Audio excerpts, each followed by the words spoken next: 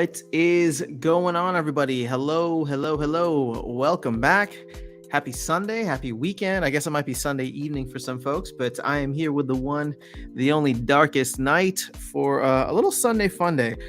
I'm just chilling, man. I love the shirt that you got on. I know you were just drinking from a fun mug earlier. Shout out to Walking Keys.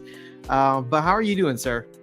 Doing good, man. I feel like really good about just kind of where things are game-wise. We have a lot to look forward to over the next couple of months, and I don't even know if I can keep up with it all. So it's been good stuff. Probably not. Yeah. But that's why I'm here.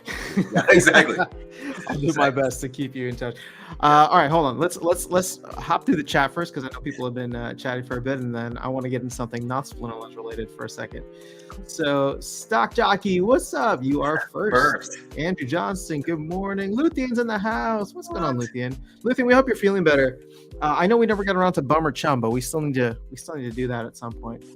Leandro, good morning. Druids Blood, what's going on?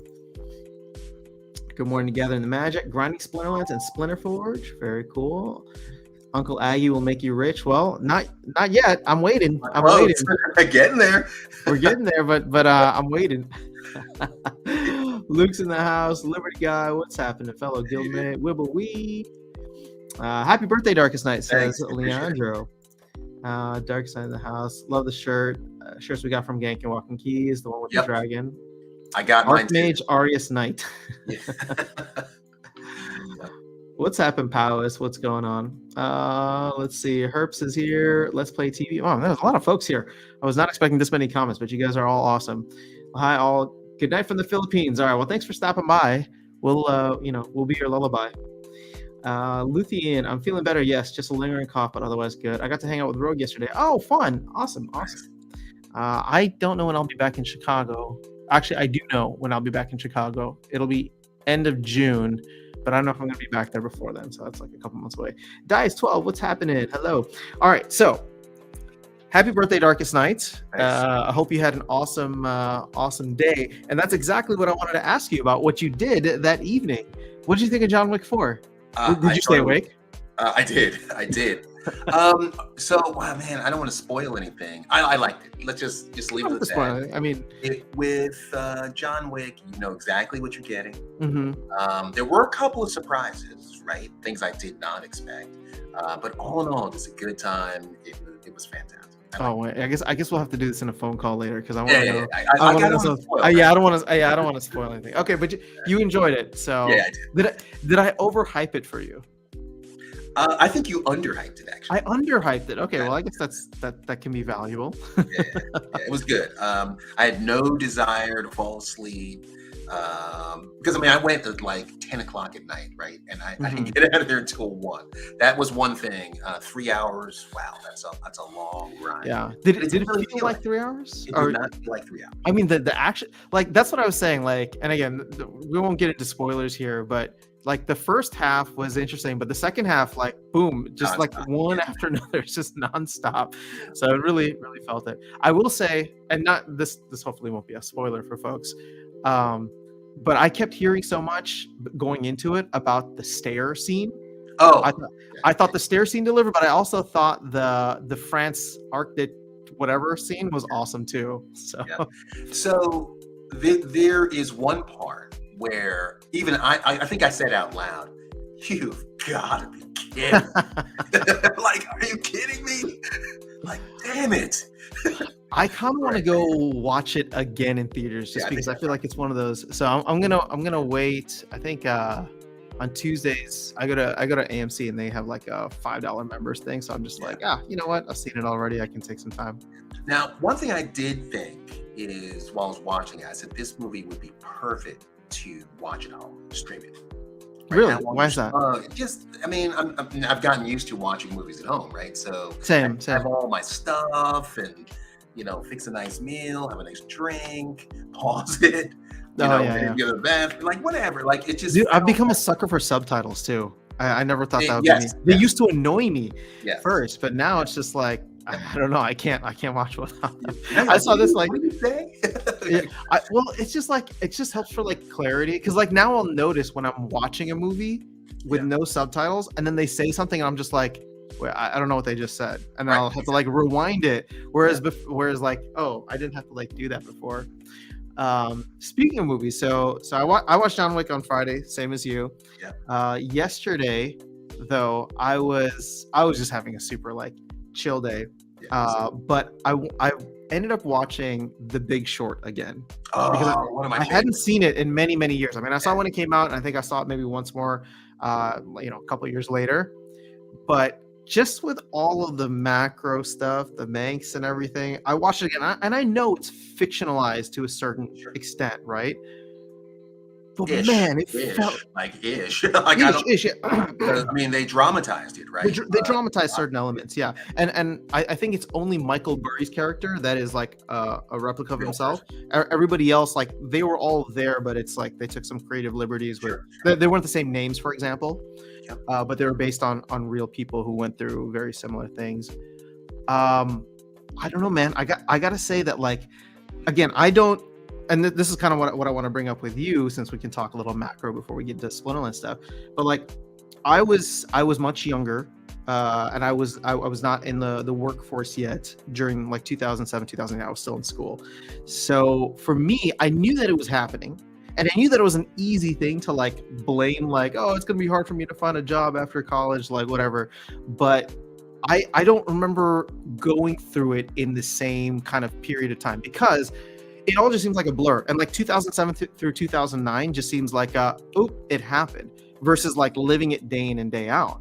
And so seeing a lot of the time frames here, watching the movie again, being like, oh, well, this happened in like March of 2007, then this happened in March, or December of 2007, and this happened mid 2018. I was just like, whoa, these are like these major events, these like bank failures were like months apart. And so I've been following the bank stuff, and I think you have been too, right? To a certain extent, I've been following the bank stuff, and it's like you're like waiting for the next shoe to drop, and I'm like, okay, well, nothing happened today, but it also could be like, well, it might happen in a couple of months. You know what I mean? And it's just like people get lulled into this sense of security, or a false sense of security. So I want to, if you don't mind sharing, like what your experience was like and how you view it, because The Big Short, rewatching it was a little eye opening in terms of the timeline. Yeah. So for me, I was in my, I think 40s, early 40s during 2008. And so for me, it was the first time I'd ever seen anything like that. And I think the full magnitude of what was happening, everything was a surprise, right? Yeah. For me specifically, I didn't feel the impact of 2008 until the end of 2009.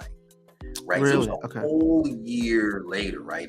Companies started downsizing like crazy, and it while it shouldn't have taken me by surprise, it did, right? Because I mean, I was an executive. I was like, what could happen? Like what's the worst that could happen?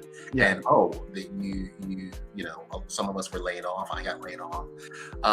This time, however, and when I talked to my buddies that went through 2008, they're like, is this going to be a surprise this time?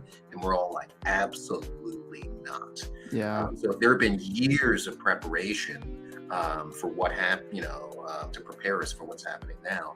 And it's interesting because you said something the other day, because here's what we didn't have before was a pretty robust crypto industry, right? There was nowhere else to put your money before, right? Yeah. Now it feels like there is. And you said something to me the other day, which was very insightful, I thought. The risk of not having crypto, specifically Bitcoin, is just as it's the same as having it, right? Either you have some and it maybe drops in value, or you have some and it shoots up to the moon because of the failures that we're kind of seeing right now. Yeah. And so it's an interesting time. Yeah.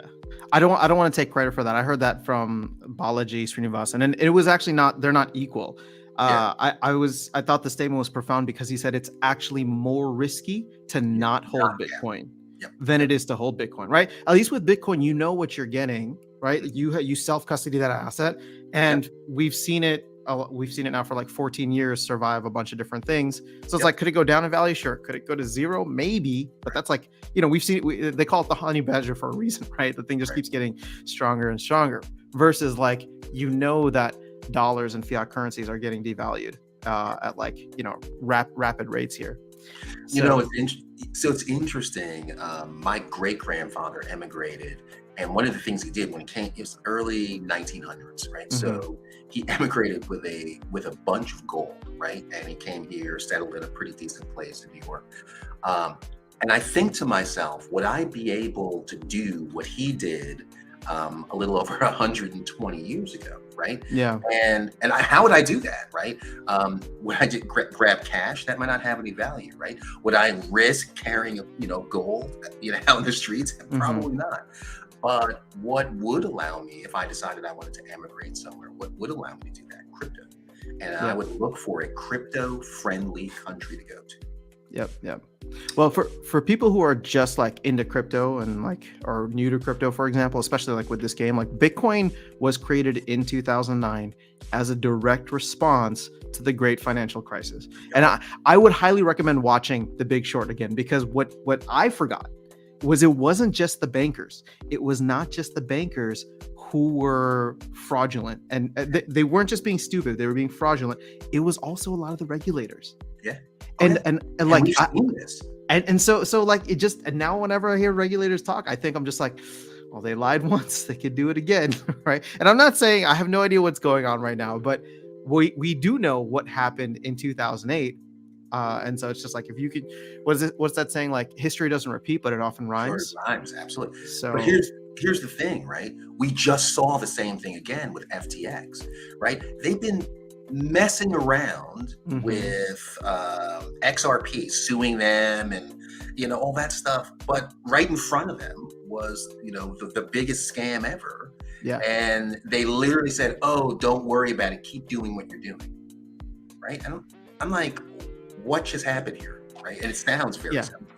Well, so the thing is, like, I lived this multiple times last year. Well, I mean, I lived certain of it, but then I got to see multiple times of it, where, Luna crashed. Although that wasn't anything that like Do Kwon could do anything about. But Sure. Celsius collapsed shortly after that, right? Or what was it? Like, I remember, and I still have. I'm gonna have to deal with this Celsius thing because I just sent an email out to hopefully get some of the custody funds back. But I remember attending one of their weekly AMAs. They used to do AMAs every Friday, and I had some ETH ready to pull out. And on Friday, I was like, let me check in with the AMA and see what's up. The CEO was on there, and he said everything's fine. Withdrawals are good. We're good. We're in a good place. And I was like, okay, that's fine. I think I'm all right for now. Let me give it another week. By Sunday night, so less than 2 days later, or about 2 days later, withdrawals paused, and then they just go into bankruptcy from there. Yep. So, You remember the we, conversation we had right after that?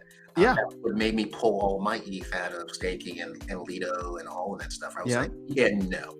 Well, I had some in BlockFi as well, and it's just like I started hearing the same thing from BlockFi. But like at that point, I was like, it's private wallets or bust, right? Yep. So everything got pulled into a private wallet, which is really the only like crypto assets that are not in a private wallet for me are Splinterless, which makes me nervous. But it's like, Yep. I mean, I trust what Aggie and Matt are trying to do, but it could be bad actors in the space, not them, right? I would love to see my assets on a wallet, right? Like Hmm. my Roonies are there, right? They're Yeah. in my hardware wallet. So why can't my cards be there? And I would feel like you would feel much safer if they were there. Yeah, I mean, I hope I hope they can build out something like that on whenever we get to like the SPS chain, but I don't know that Hive necessarily allows for that. It seems like it needs to be a layer 2 solution, and right Yeah. now Yeah. the only layer 2 solution they have are their own centralized servers, Yeah. which are even more centralized because it's run by Amazon, right? So, or at least I think it is. Amazon runs half the stuff anyway. So I think that's. Oh You yeah, know what we're doing, man. You know what we're doing. Token, token, token. token. Yeah. No, what I know you want to jump into some Soul Keep stuff. Oh, of course. Um, So can I tell you, I've been ridiculously addicted to Soul King. And it's been fun, hasn't and it? see for me, and what the problem is, I want to start all over again. Mhm. But I got to the last map. I passed it, right? And it gives me the message, congratulations, you're at the end of the maps for the beta. And I could only play that last map again. And Oh, I still play it though, right? So I still yeah. play it. I try to do better. It's pretty interesting. You got to get to a They've point done where a great. you have all 10 health still at the end. I did one time. I did. Yeah. Oh, you did. Okay, so then you're good. Yeah. Yeah. All But I right, want let's more. catch. Right? I want more. All right, so let's catch up on the chat here. First things first, Luthien says she sent you a birthday gift and you have to open it on stream. So if you want to do that now, Okay. you can do that. Look at. Oh. I'm gonna put your screen up. Is that cool? Yes. All right. There you go. She sent me an Untamed pack. Ooh. You're gonna get another kitty on it right now. Oh, wouldn't that be crazy? Yeah. Oh, so I should share with folks. I got a pack, 2 packs, but in my dailies yesterday, and these were diamond chests, and I opened up a gold foil Bakjira in one of them. So it's on the market now. If you want to go buy it, I put it there. It's the cheapest one on the market because I'm just going to use that to fund getting my actual Bakjira up to max level. Here we go. I'm going to do it right now. I'm impatient. Let's do it. I'm excited. This is Luthien's request. Awesome noise. Gold foil kitty. Come on. Gold foil kitty. You can do it. I haven't opened an Untamed pack in a long time. Well, it's not a basic pack. You got something else in there. Ooh, that's always good. I like those. Mm-hmm. Oh, Serpentine Spy. Yeah, he's a great One card of the too. best in that set. A Magma Troll. Ooh, Wizard of Eastwood. Can't go down with that. An Elven Mystic. I could use all of those. Very cool. Nice pack. Yes, I agree. Thank you, Luthien. Appreciate it. Okay. If you want, you could throw Soulkeep on. I'm going to catch up on chat for a minute. I know you want to do more gaming stuff, so people will have something to watch while I'm catching up on chat. This is the last level. There we go. Show them how it's done. I'm on. What's happening? Oh, Gathering's going to go see John Wick 4 today. Dude, I think you're going to... If you like the last 3, it's literally just more of it.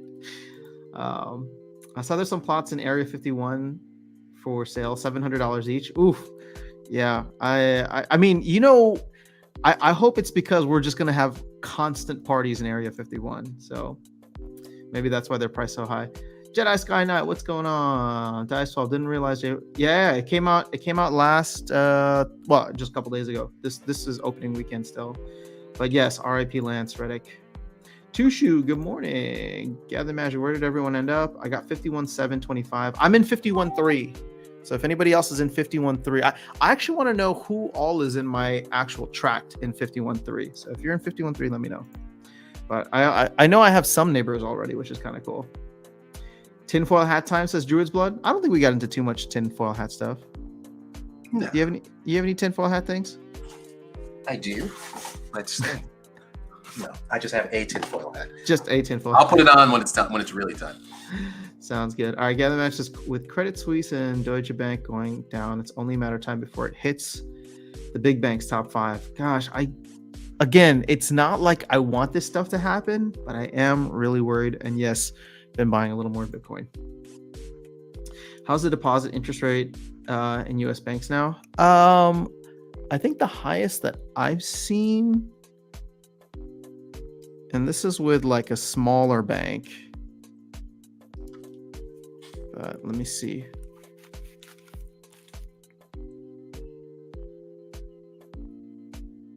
It is... What? How come I can't get info?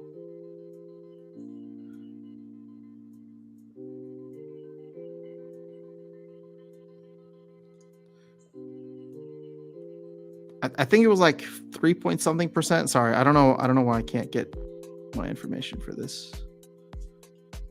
They updated the app and now I have no idea where everything is. Oh, account details. Here we go. 3.75% APY. So 3.68 APR is what I'm getting. And this is a bank known for a little bit higher rates too. Alex saying, I bought my condo in Orlando 2011. Real estate was at its lowest. Yeah. Oh, that's the other interesting thing too. I was just reading up on like real estate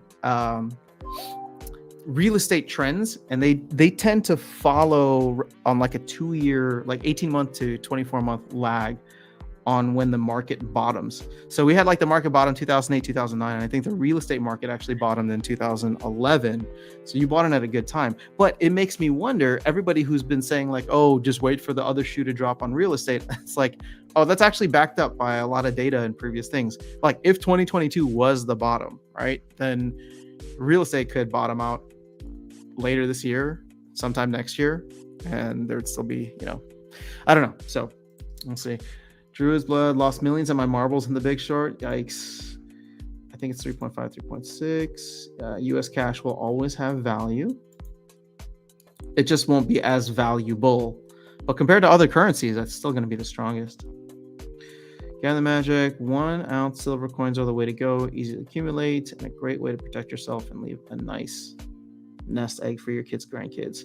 Yeah, they're just not easily as transportable as something like crypto. But yeah, and you take, when you sell them, right, you take at least a 15% hit.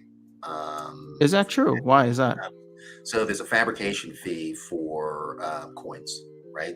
So if you have paper silver, then you get the spot price for it. But if you want to sell those coins, typically you take a hit about 15%. Yeah, it's one of the reasons why I stopped getting coins.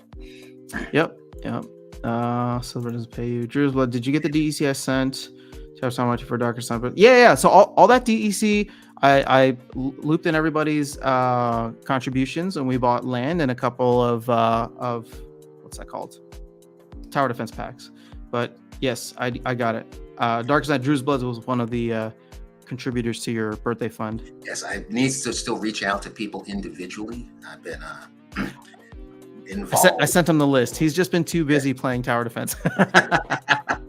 Well, and celebrating his birthday. Thank you, man. Actually, I have to play a lot of this game. That's good. I mean, I cannot wait until it actually is out, and then you feel like you're earning something on it too.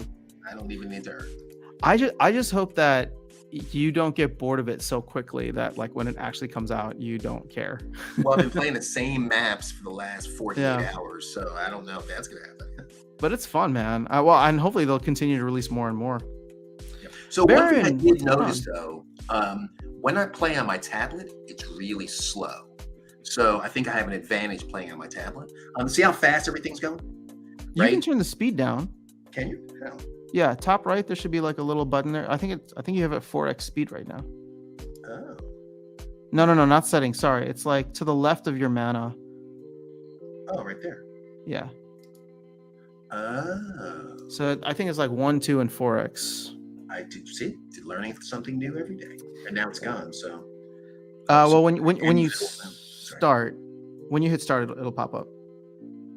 But that's I think it has like your speed as well as like you can skip to the end of the wave if you don't want to watch it. Similar to the other battles. Baron, what's happening, man? Long time no chat. Hope you are well. My Geno pet is doing good. I got little Pudge here. I can show him to you. Let's see.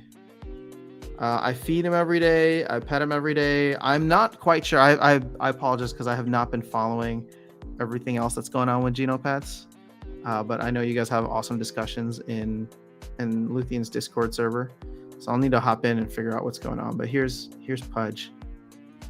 I'm going to take it for a second. Can we do solo layout? There we go. There's Pudge. Look at him. He's a big boy. That is awesome. Yeah, it's a move to earn something. You like those a lot. So I remember you did step in a lot. I mean, I go for walks or runs almost every day if I can. So it's just like it's just like gaming, right? Where it's like if I'm gonna do the activity anyway and I can get paid for it, like we talk about like converting SPS or your winnings in the game into like Bitcoin and ETH, right? Mm-hmm. So I don't know how much I haven't bought like a ton of Bitcoin with the amount of like GST that I've earned from StepN, but I've turned it into some. It feels good. So Rift Summoner, what's going on? Chad, hello. Stock Chucky, let's go Gold Kitty. Yeah, I know. I was hoping for that too. Good luck on the pack. Can't believe Untamed isn't $50 a pack. Why can you not believe it? Brian says, then why the U.S. banking crisis is only a liquidity crisis? You have to pay 3.5% a year to their depositors, but they're yielding 1.5% only from Treasury bond. I'll be honest. I'm still learning a lot of this, but the liquidity crisis comes in due to the fact that all these treasuries that were bought over the past 18 months or so, or in 2022 maybe specifically, they are now underwater because of how much the Fed raised interest rates. Not just how much, but how fast the Fed raised interest rates. So it's only an issue if there's a bank run, but that technically a ton of banks are on paper, I don't want to say insolvent, but that's the word being thrown around. But their debt, like their losses are greater than the amount of deposits that, or yeah, the amount that they owe to depositors or something like that. So it's just something worth watching. Vilson, what's going on? Clint Eastwood. Says happy birthday to you as well, Darkestnyte. Thank you. Area 51 is the best. Good morning, Darkestnyte. Hope you do not mind me asking, what wallet do you have your Rooney in, and was it easy to transfer? Ledger. So it's in Ledger, There you go. and it was super easy because the game did it itself, right? So you just link your wallet, and that's it. That's all you gotta do. Delegate. Now there are fees, right? So like when I, gotta pay gas fees. Yeah, then I have to pay a little bit of e fee. Not bad. It's actually one of the reasons why Lotnik, we had a delegation for one season, and I still haven't taken it back yet, right? Because it cost me money to get it back, and I don't really need it, right? So it'll stay with him until land's ready. Yeah. Yep. Cannot wait for that to come out. Mrs. Crypto Panda, what's going on, Mrs. Crypto Panda? Good morning. So Alex is saying it's because the banks got a crap ton of money invested in bonds. Interest rates went up, and the value went down. It's not that they don't have money. It's just they are not liquid. Well, no, but also if they were to sell, they would be selling at a loss. They would realize the losses too, Alex. Bitcoin at 1 million. Yeah, I know. Bitcoin at 1 million in 90 days. That's what that would be crazy. Like, do you really think that's gonna happen? Like, honestly. No. Okay. So, and the person who made the prediction, it wasn't about like a nice round number. Like he took the bet. Again, he didn't make the bet, but he took the bet because somebody bet against him. The whole reason he's just trying to draw attention to the fact that there are severe issues within the banking industry. Sure. And again, I'll bring up the big short stuff. He's like, they're lying to you. The banks and the regulators are lying to you because the data that he provided shows that the regulators and banks have known that they were illiquid since the end of last year, or second half of last year. And it's just like, wait, the banks are in a tough position right now, and they didn't notify you, the depositors.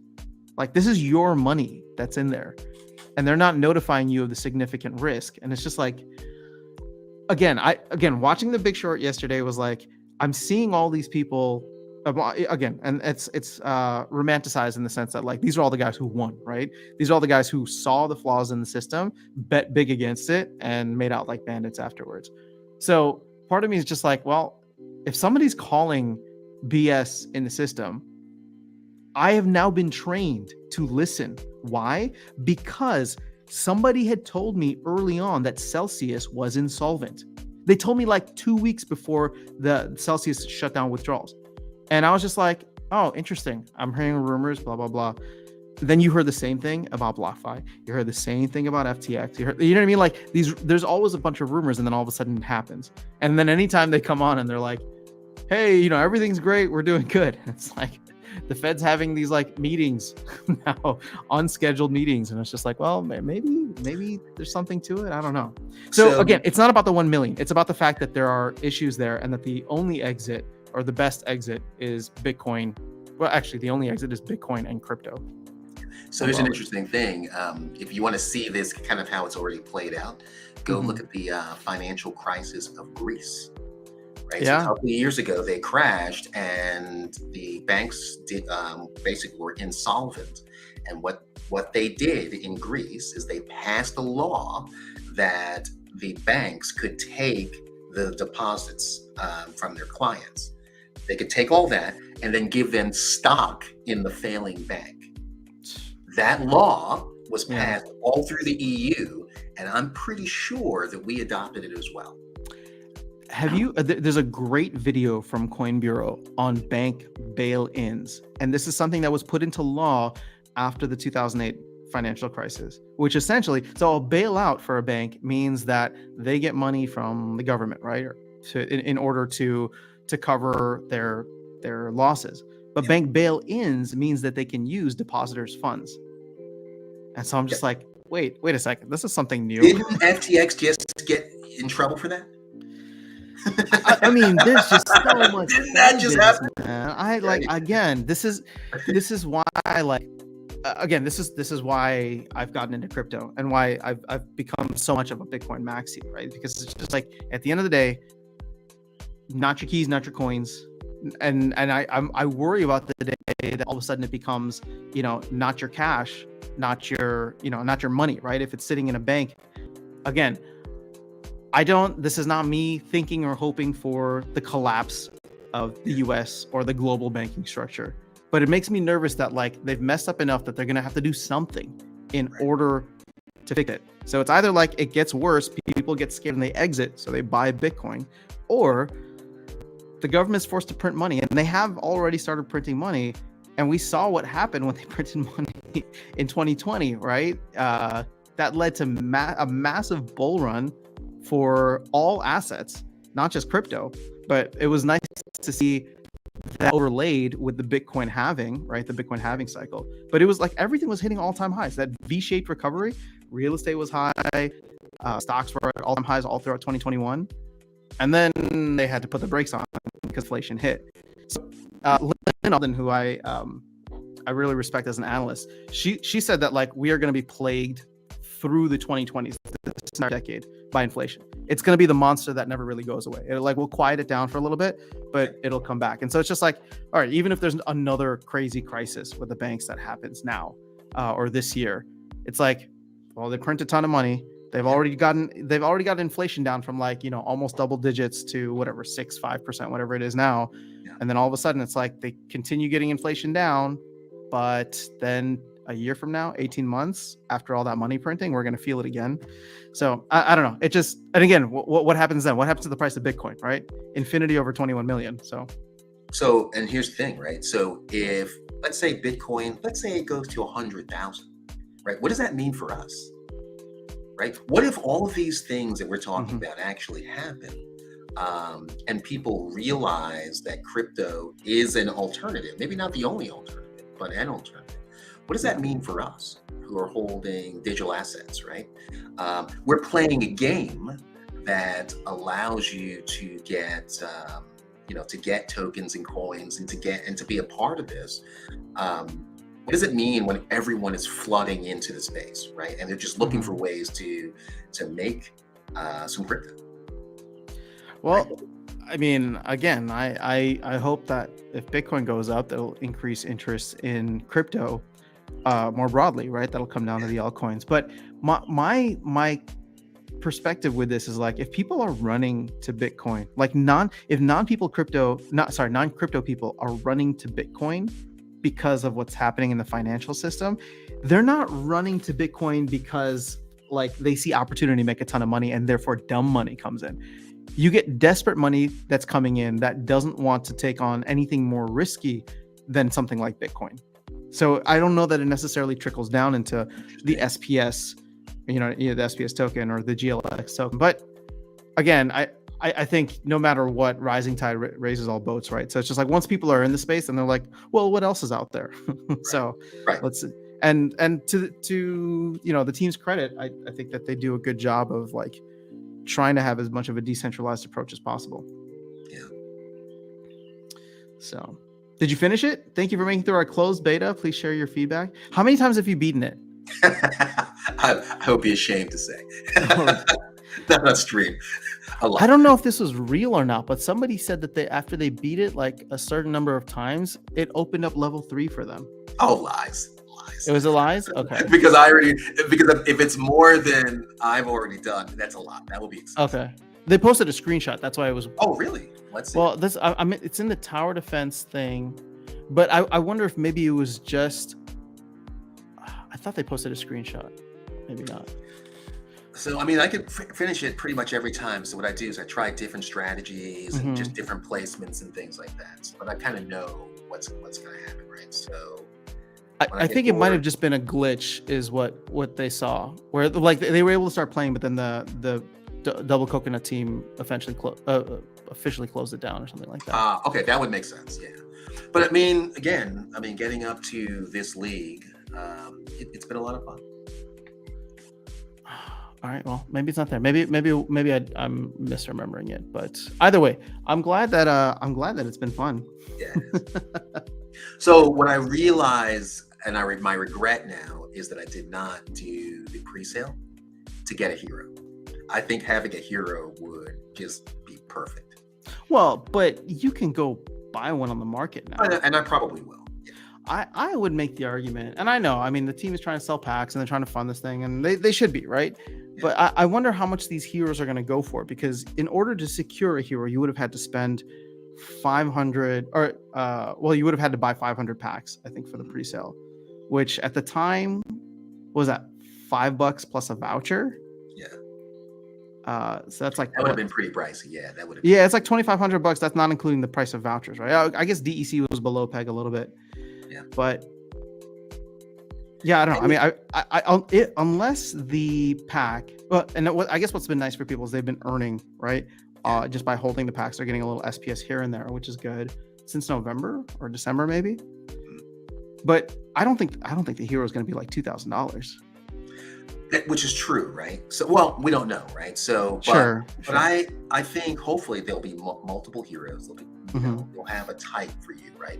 Like I want to have a dragon that runs around and does stuff. Yeah.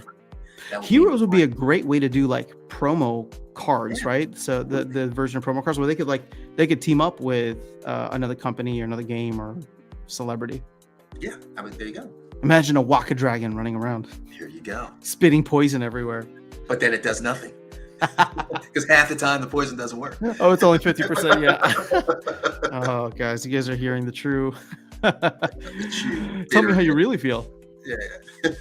Oh, that's hilarious. Yeah. So Alex saying it's like you have 100K invested, but doesn't mean you can spend 100K. Yeah. You have to sell something.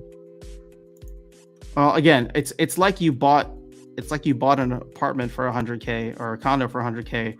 But then because they raise interest rates, the value of the condo is 800 or 80K, but you still owe people 100K in deposits. Yep. Which forces you to almost have to rent it out to get some of the expensive rents that are going just to cover it, right? So. Well, the problem just exists where it's just like if people come for their money, well, then now you have to sell it at 80K and you're going to be short 20. Yep. What's up, my good man? The After Dark streams are my favorite. Well, thank you, Pascal. Glad you're here. Baron Luthi, yeah, he is cute. We're talking about my Geno pet. So Brian saying, if I deposit $100 in bank and I wait for the maturity, I think you mean of the bonds, let's say 5 years, I should get 118 back, but the bank only got 107.5% from the bond. Isn't that a problem? I think the bank would get more from that. They've loaned out that $100 like 10 times. Yeah. Right. They're going to get theirs, right? They're going to get theirs. They get to loan out at a significantly higher rate. Like, are you following like real estate? What are this like? How much to get a house now? Do you know the rate? Depends on the location, so hard to say. But it's higher. The thing is, it's higher than 3.5%. Oh yeah.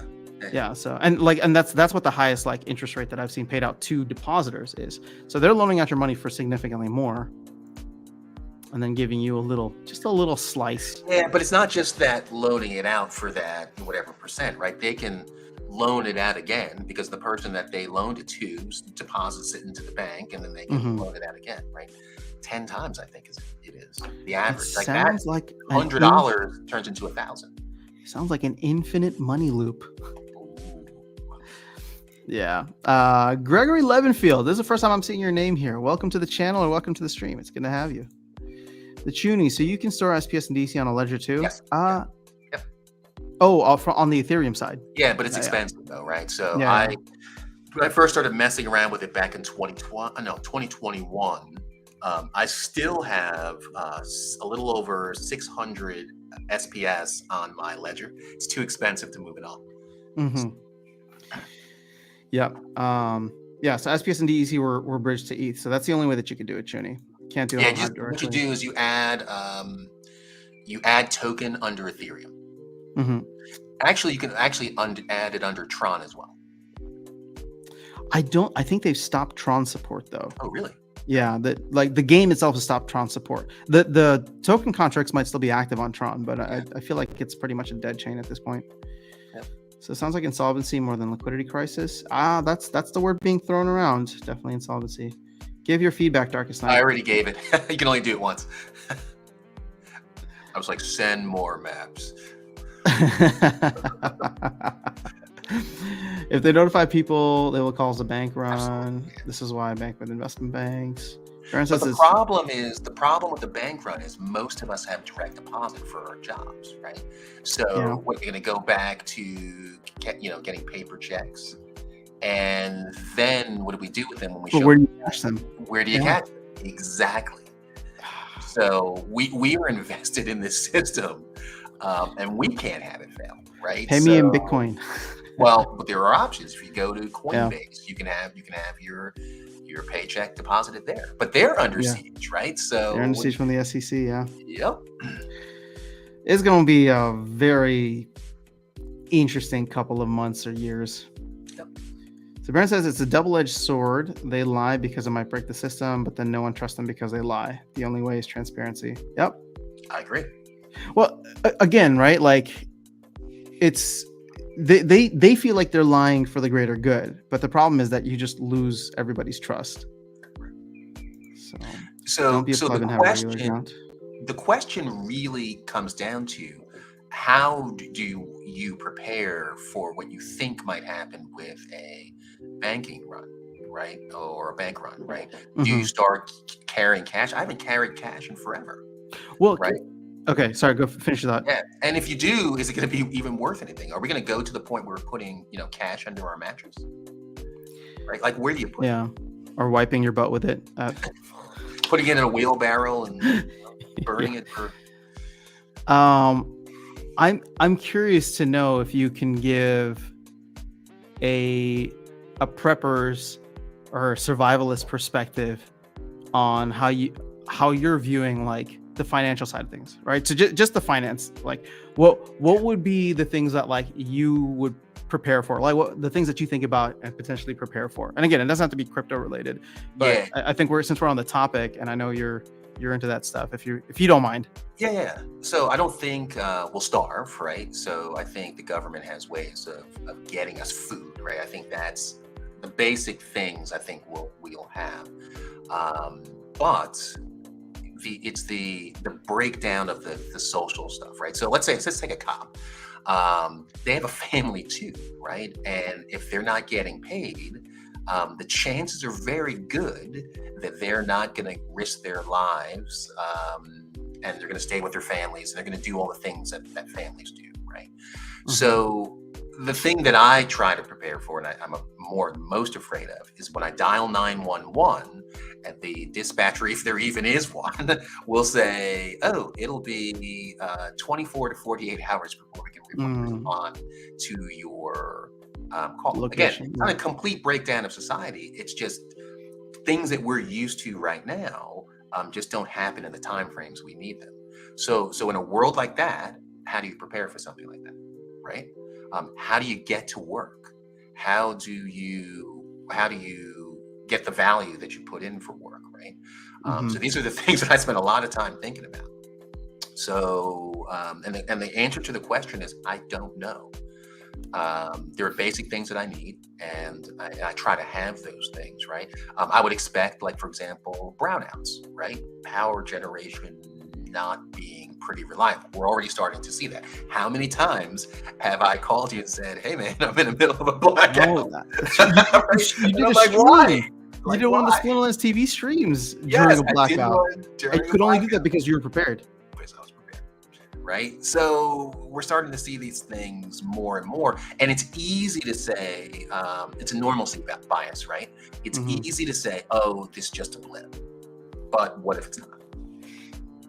So, so I say the first thing would be to ask yourself the question: what if this change is?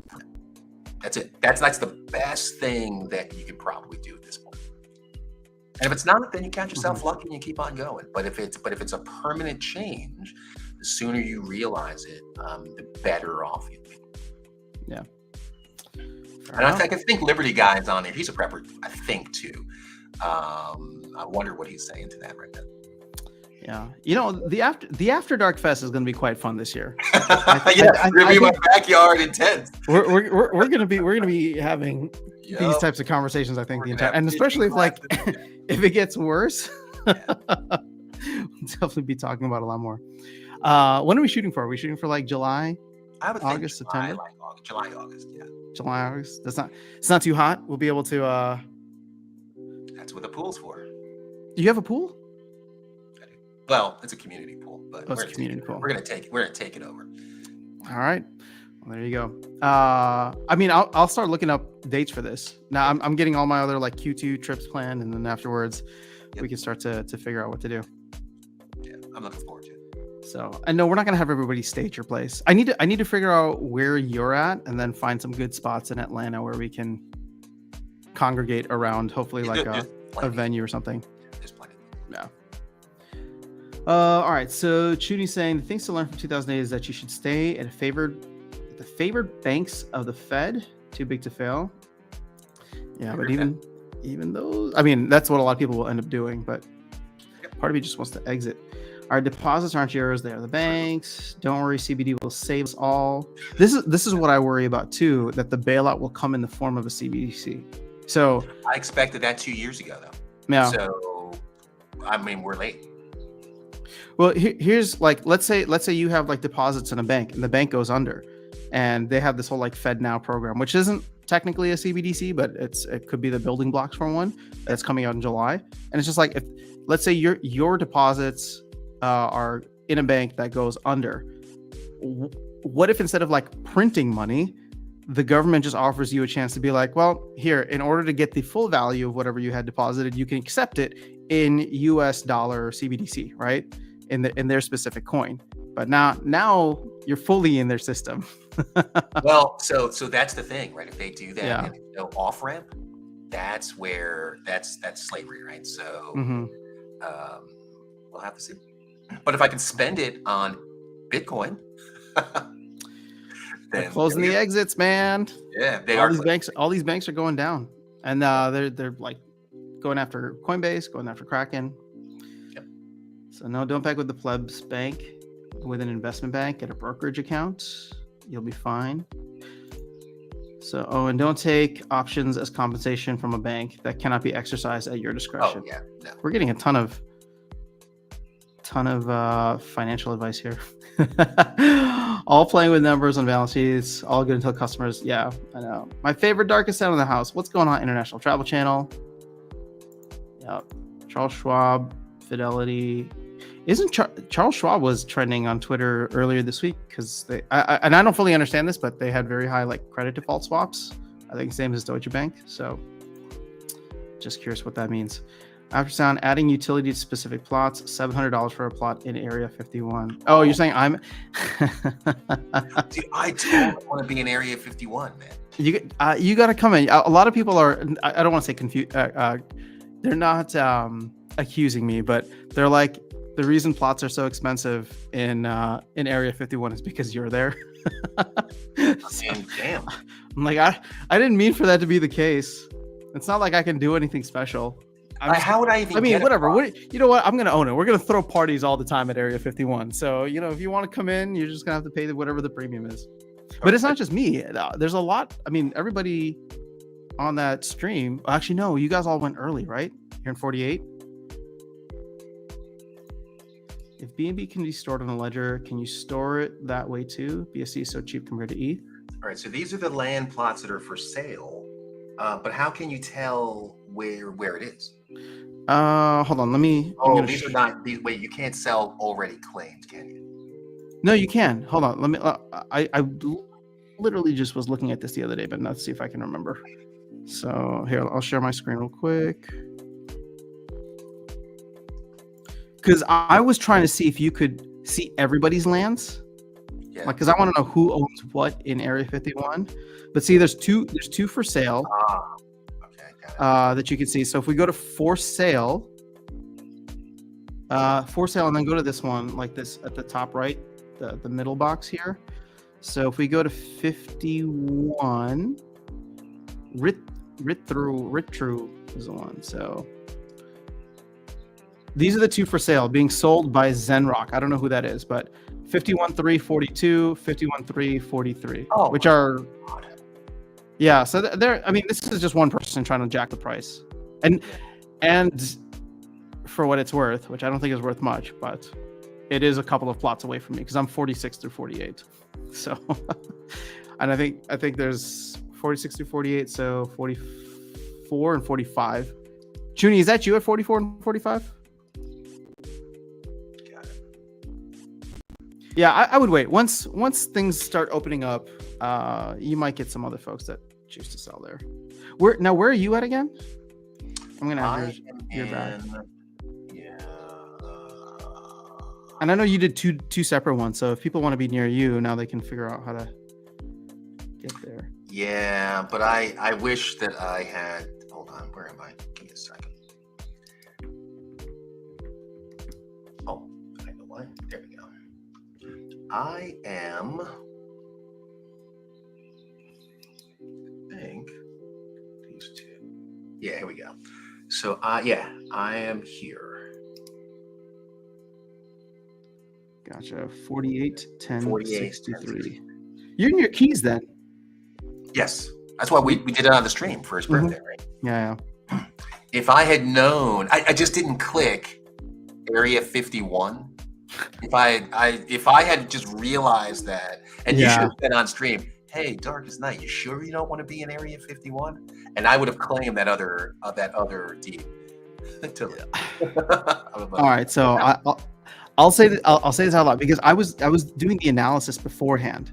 Yeah. And I was just like, there's only 40 plots left in Region 48, and there are, and then after that it moves to Region 51.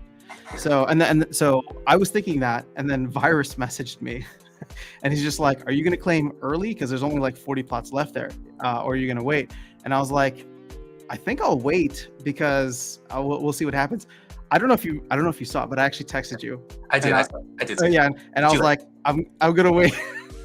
I'm gonna wait a couple seconds, let everyone start claiming first, and then jump in during area. Well, at the time it was still Region 51. It's now been renamed to Area 51. Yeah, I mean, just for that name alone, right? Is awesome. So, it wasn't intentional. I didn't choose. Yeah. Like I wanted to be around as many people as possible. Yeah. And so I was like, this region is mostly claimed already, and I don't know who's in there. Whereas like everybody on stream, I think we're going to claim more than 40 lands, and we ended up claiming like 500. Yeah, it was crazy. That was nuts. Yeah, it was nuts. We should do that again. We should all buy more land. Well, you know what makes me sad, especially if we're going to see this kind of like price gouging in Area 51, is like I'll never be able to like build my empire in Area 51 because like all the land is just gonna be sold for it's gonna be a premium. So I'm gonna have to like sneakily buy plots in other parts first, and then start building up a second empire somewhere. So here's the question then. I think, hold on. What's the next big number? I'm thinking it's gonna be, gotta say it, 69. Is it? Oh, I feel like someone's going to claim the entire Region 69. Yeah.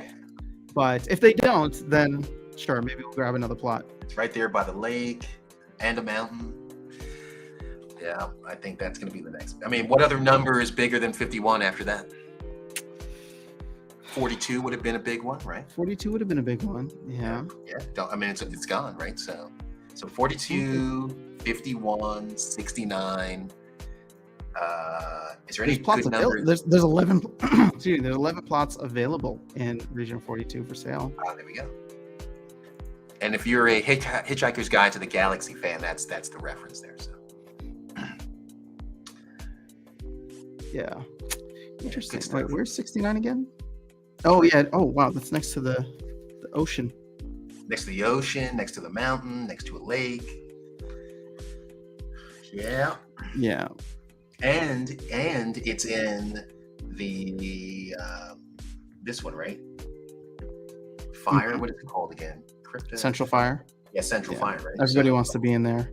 Yeah, everybody wants to be. Yep. For the volcano. Yep. Which we can't get next to, so. Yeah. All right, International Travel Channel. What do you think about the BTC ETH LP on Hive Engine? It's okay. It's not used very much, and the only way that you earn anything on it is through fees. So it's like stable if you want to just like store stuff in there. I did for a while, but then I stopped. So Supreme Victory Network is prepped. They will in the end get you cash in a crisis. It'll be worth less and more desirable. Yeah. I mean, it's basic subsistence, right? I think they'll give us that. It's easy for the United States to do that, right? They'll give you, all kinds of basic stuff. But we don't live basic, right? Look, we haven't for the last, 50 years. So how will you get this generation to say, oh, you're just going to get a loaf of bread and a block of cheese and maybe whatever. I think there would be riots in the streets. And that's what I think the problem would be. Yeah, for sure. Alex is saying you should hit up a travel agent for the meetup. That way they can make packages. Huh? Actually, I have a travel agent. You have one? I do. Maybe we should get in touch. Okay. Well, actually, if I could just again, even if it's just casual, would like how many people here would come? And I'll probably end up putting out like a more official survey so we can get some numbers, because I just want to know like what the scale of this is. If this could just be like five of us like hanging out around a campfire and just having a good time, or I've seen a bunch of people that are interested, so I don't know where that number is. In my head I have like 20 people in my head. Yeah, I'm thinking like 5 to 20 people at the high, but yeah, I don't know. I wonder if the more this becomes real, if we'll get a lot more people, especially if there's going to be no official like Splinterfest this year. Yep. So there's another alternative too, right? There is an event every year here called DreamHack. Are you familiar with that? No. It's a gaming, virtual crypto-ish kind of gaming deal. And I go every year, right? So it's lots of fun. They have gaming. They have places for people to game. I go there and play Magic, like all kinds of stuff, right?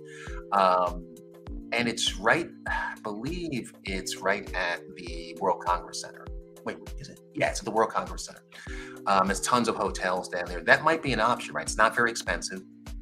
And it's a place that's, consistent with what we like to do. So, and heck, I know there's not a Splinterfest, but the team might want to just rent a table or a booth and just come hang out.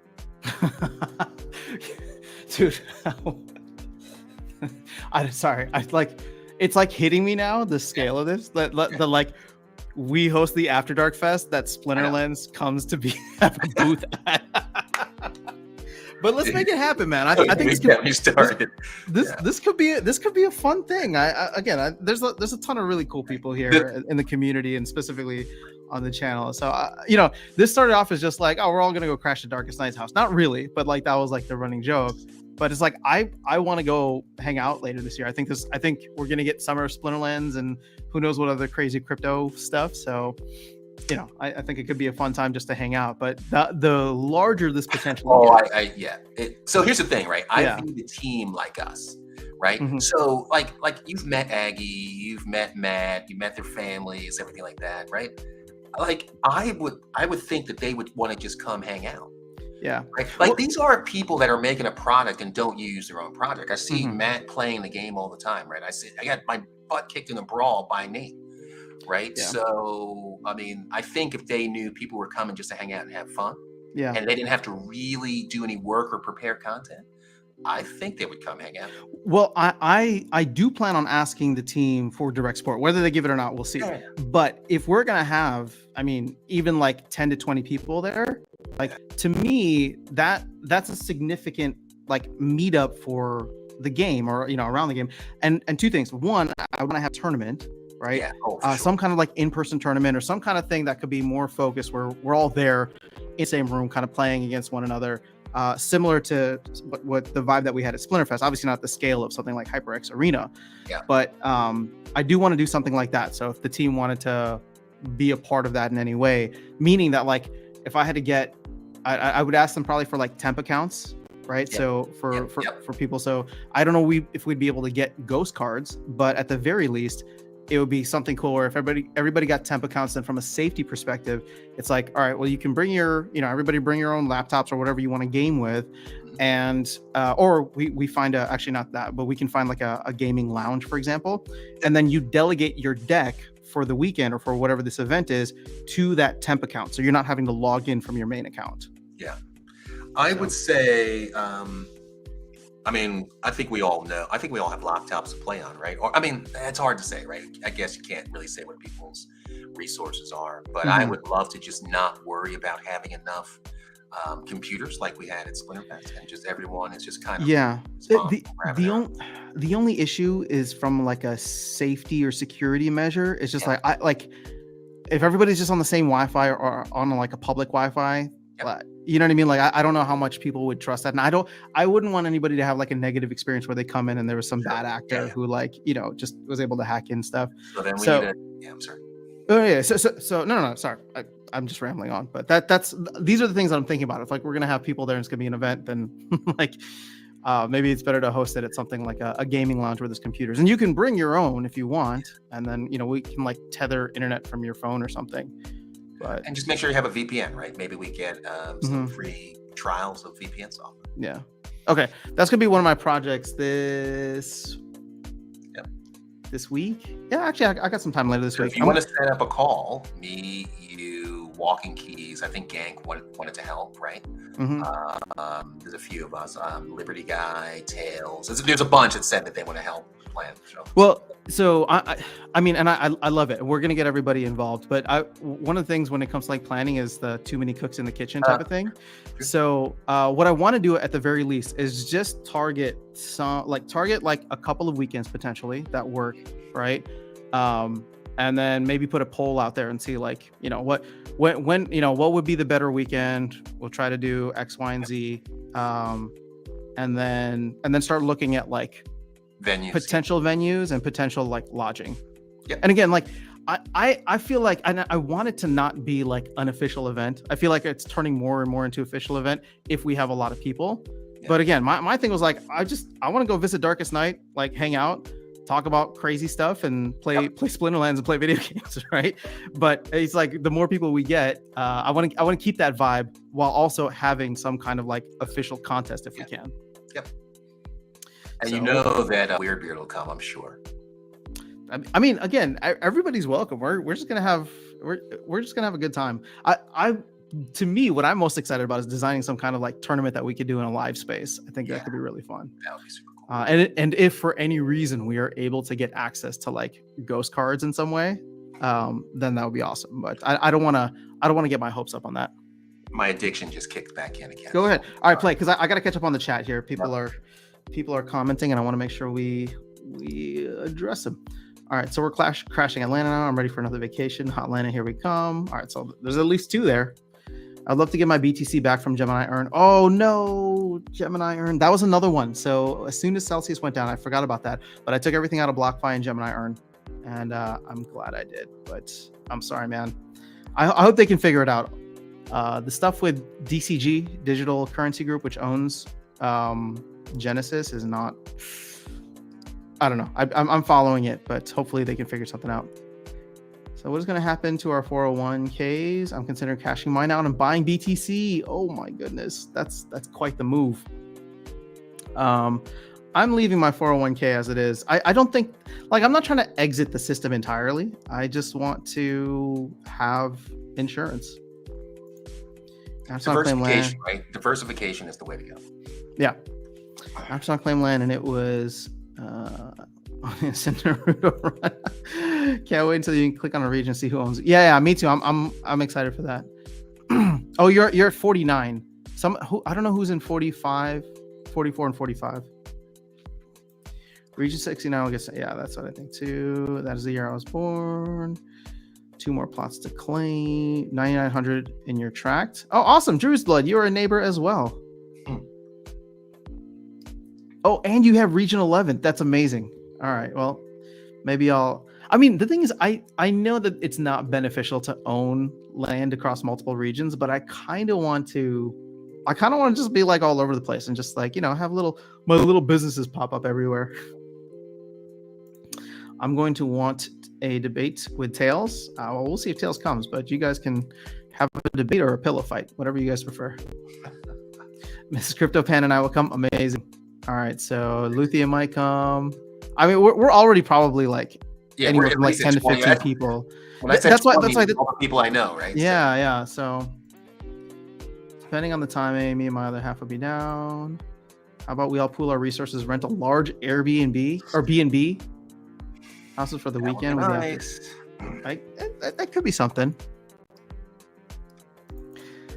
How old are your kids, if you don't mind me asking? Oh, Luthien. Gotcha. No Splinterfest this year. So far, we haven't heard anything. Weirdbeard did come on this channel and say that there's no plans, so you can take that, for what it is. But I would say that Splinterfest, I knew, from within the team, I knew the Splinterfest kind of organizing team just because I was working with them last year, and it's a lot. It's a lot to do. They worked really hard to pull it off, and I thought they did an amazing job. And so with where the team is at right now, just focusing on delivering on stuff in the game, I don't know that they necessarily have the bandwidth to do it. Now, again, if Q2 ends up being amazing, right? Like, and all of a sudden you see SPS, just run to new all-time highs because land is such a success.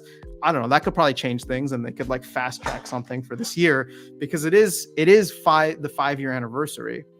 But I don't know. So far, we haven't heard anything. If Bitcoin goes to 50K, Aggie will be making waffles at Splinterfest too. Did last time.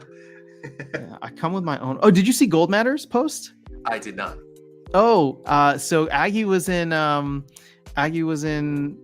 Francisco for GDC, and so I didn't realize Gold Matters lives out there or was out there, and met up with him and did one of his like cool edit videos where that's awesome. Where he shows like what's this called, Aggie talking about making waffles, and then it like cuts to him sitting at breakfast with Aggie eating waffles. Oh, yeah. Awesome. And I was like, wait, what? You went to GDC? And he's like, no, I just came. He's like, I just came for the waffles. That's awesome. Come on, Wi-Fi. Ooh, someone has Starlink maybe? Dude, you're getting it's just too easy for you now.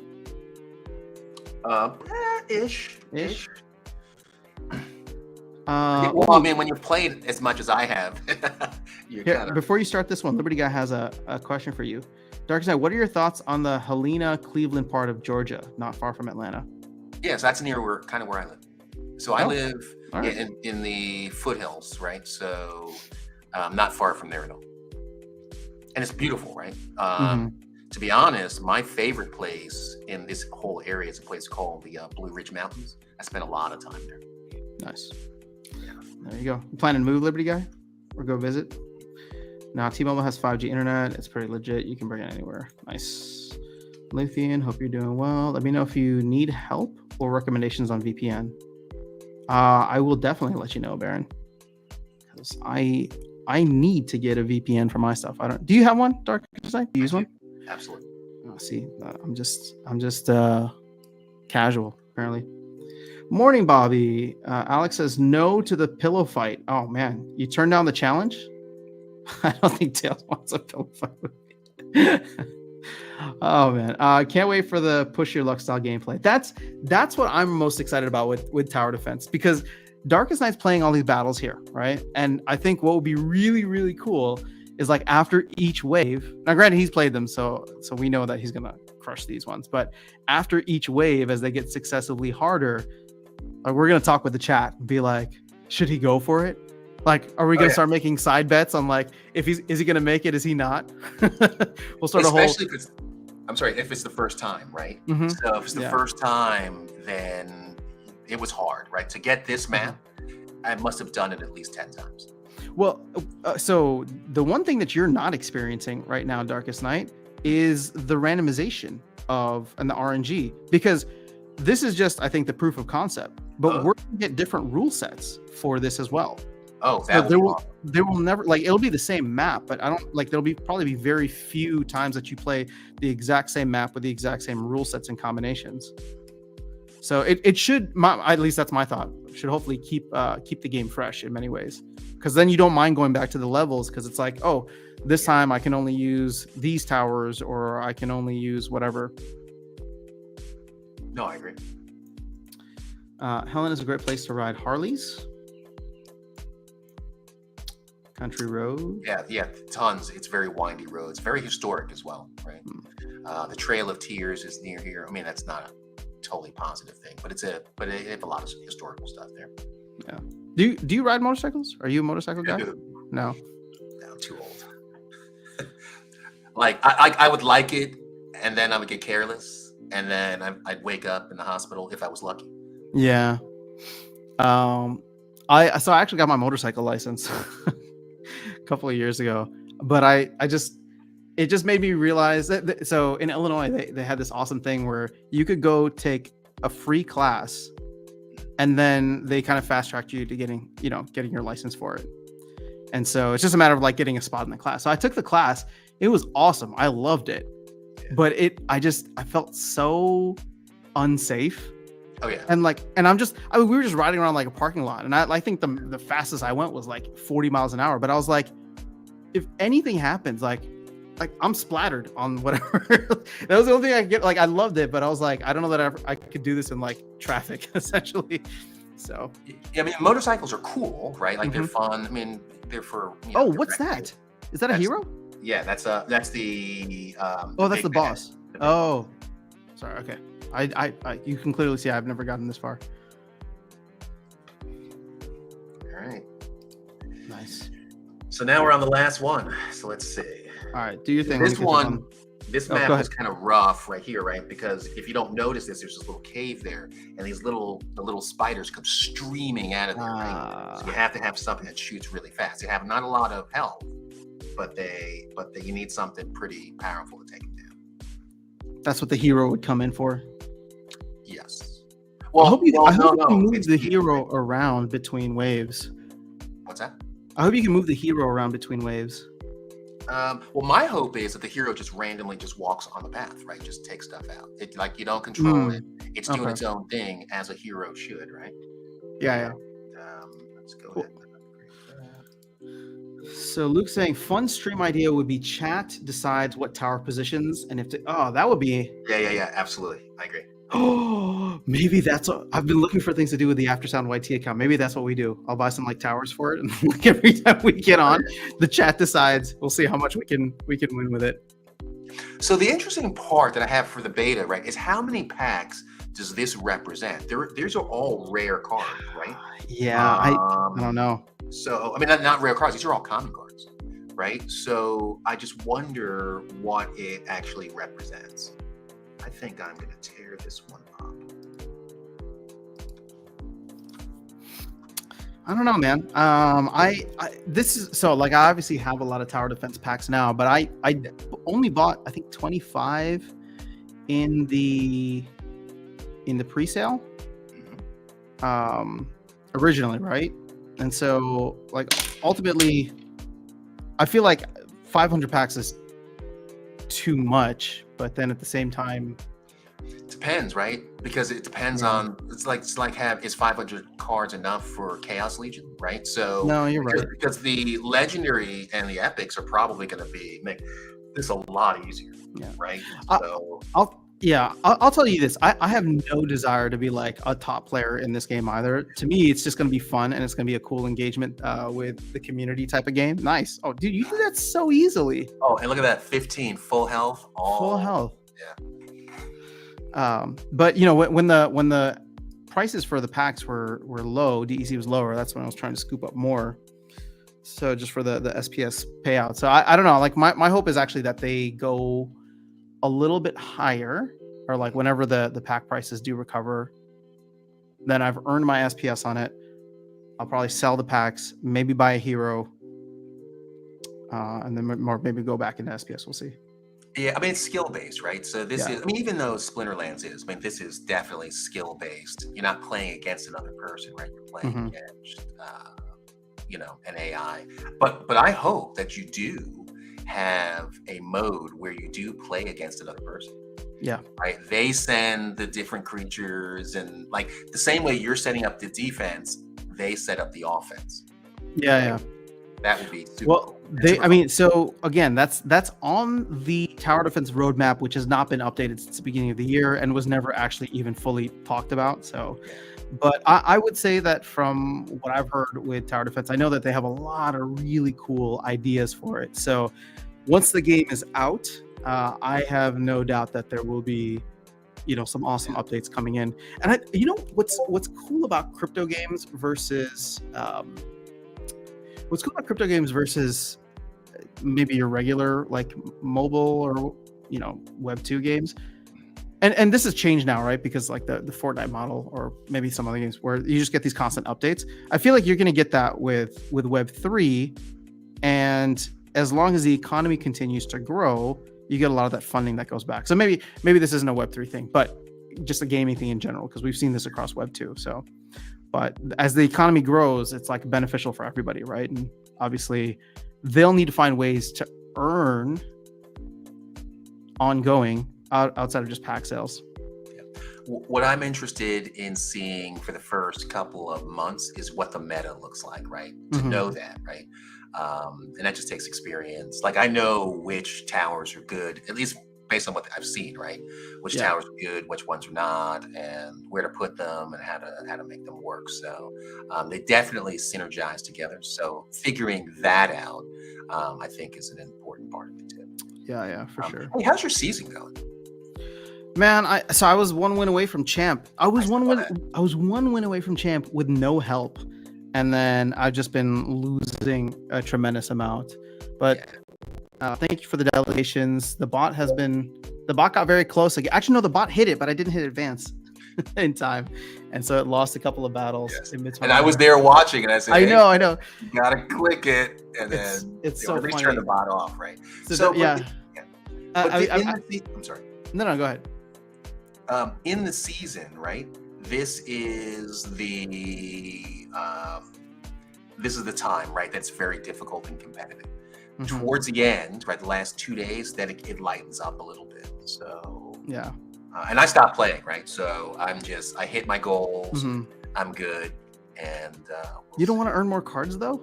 I do, but helping you guys out is cool. I appreciate that.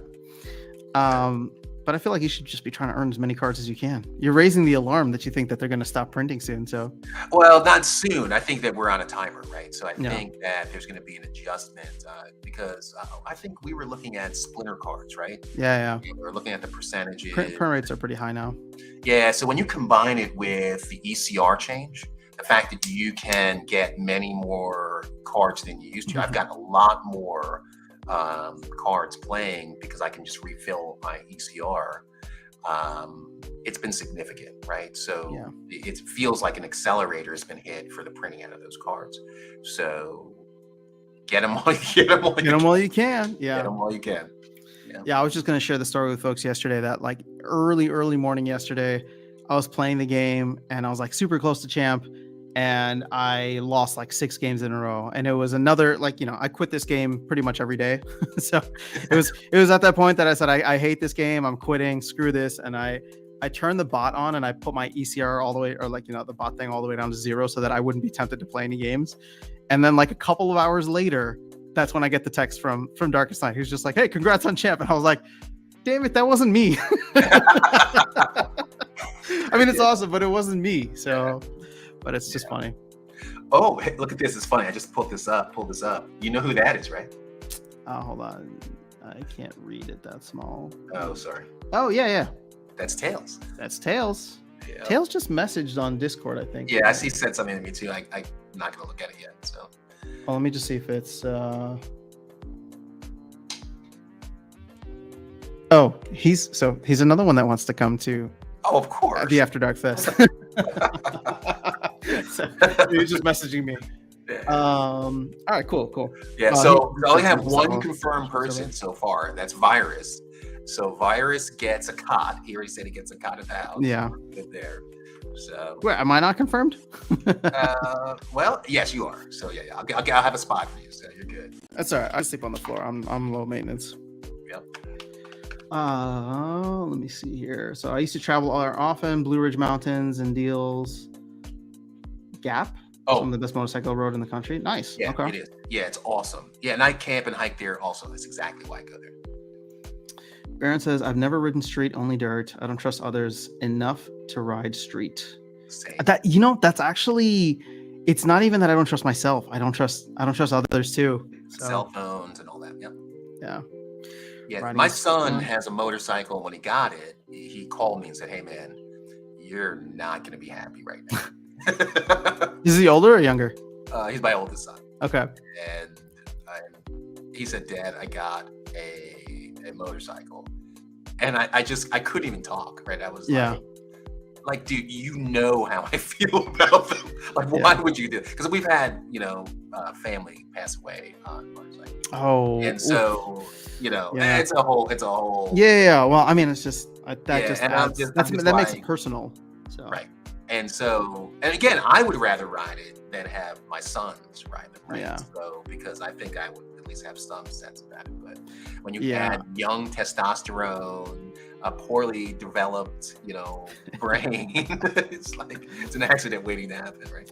Yeah, my parents were not too thrilled when I took the class. So it is, but again, like I did it because it's like, I don't know, quarter life crisis. I'm like, I want to just try something different. It's not that I wanted to become like a motorcycle guy. It's just, right. When we talk about like just having certain skills, it's like, well, I want to learn how to like actually ride this thing, which probably went to waste now since I haven't been on one in a couple of years, but I don't know. Yeah. I'm going to teach a class on how to hunt deer while riding in a Mustang through an urban city. Your brain's going to click in a second. Riding a Mustang during the apocalypse? That's I Am Legend. Yeah, it's from I Am Legend. Oh. Hey, did you hear they're coming out with a second one? What's that? They're coming out with a sequel. Yeah. And Will Smith's going to be in it. Yeah. So there's an alternate ending to that. Yep. So they can definitely leverage that. So. Oh, I think they said they're just going to make the alternate ending canon now. Yeah. And which I thought was better anyway. Yeah. I feel like everyone's just cashing in on the Last of Us success on HBO. Now I want to see more post-apocalyptic stuff done. Yeah. Baron saying, I've never ridden street, only dirt. Oh, yeah, we went through that already. Luke saying, I'm holding a single pack for those SPS payouts. I want to open them as soon as the game releases, sells contents, and buy a little later. Cool. You played 80 battles today in Splinterlands. Wow. What league are you in? Sorry, Darkestnyte, have you bought any energy yet? Oh, yeah. Yeah? That's why I stopped, right? Because I had a problem, right? I kind of like a super addictive personality. Right? Oh, my gosh. That's amazing. We're doing. And it's funny because you can only do it once a day, right? Yeah. So I said there's a limit, right? Well, I've actually never bought. Like, is it just you top up or you can buy individual battles, right? I can't do it now because I'm full, right? But yeah. So you do this, you pick what you want to do, right? So you can do DC, DCB, or credits, right? So either are fine. You hit max, right? For me right now, it's 0, and then you buy them. Interesting. Yeah. Huh. So, I mean, for the first couple of days, I had a real problem, right? But here's the thing, right? This was the fastest I ever got to Champ 1 and Champ 2 ever. That's why I'm able to kind of just hang out now, right? So I just have to figure out the balance and what I want the bot to do, what I want to do. And that's another reason why I give out my cards, right? So I can just kind of just chill. And here's the other interesting thing, right? With the change to this, I find myself more invested in how my friends are doing. Like I watch your games, like and Walking Keys games and other people's games as much as I watch my own. Oh, really? Yeah. Which is pretty cool. Yeah. Well, I guess you're getting to see different levels. I'm not sure where Walking Key. Oh, he plays in Diamond too, right? Yeah, you guys are in the same rough. Same, yeah. Well, hopefully he's not struggling as much as I have, because it's been rough. But getting the 2 packs yesterday that ended up with 2 legendaries for me was it's crazy. Awesome. Yeah. So I'm getting a little bit closer. Ooh, can I get your advice on something? Can I get game advice from you? Yeah. This won't be just token talk. Let's do it. Okay. I'm gonna share. Hold on, I'm gonna share my screen. Okay. So this is assuming that I can sell Jira. I think I have it listed for like 70 something dollars. Or whatever the cheapest was that was there. But I'm looking to take that Bakjira, flip it hopefully for some of the so that I can max out my Bakjira. I only have a level 3, so I need to get 5 of those. That should probably take up maybe half of the amount, maybe a little bit less than half. So with I'll also have like $30-$40 or so. So I'm wondering, with the legendary cards that I have, and let's not do summoners because I won't be able to afford a bunch of summoners, but with the monsters that you see here, I don't know how if you can see, but most of them are only at gold level. So I'm curious, in your experience playing in Champ, which are the must-have monsters for maxed level? Or I guess not just Champ, but in Diamond too, or Diamond as well. So I have Queen Mycelia max. Queen Mycelia is one. So I understood the value there. Did that. I have Carnage Titan maxed, and I have Lyra the Dark maxed. Yep. So I guess remaining from those, and we don't need to count the fiends. I'll work on those eventually.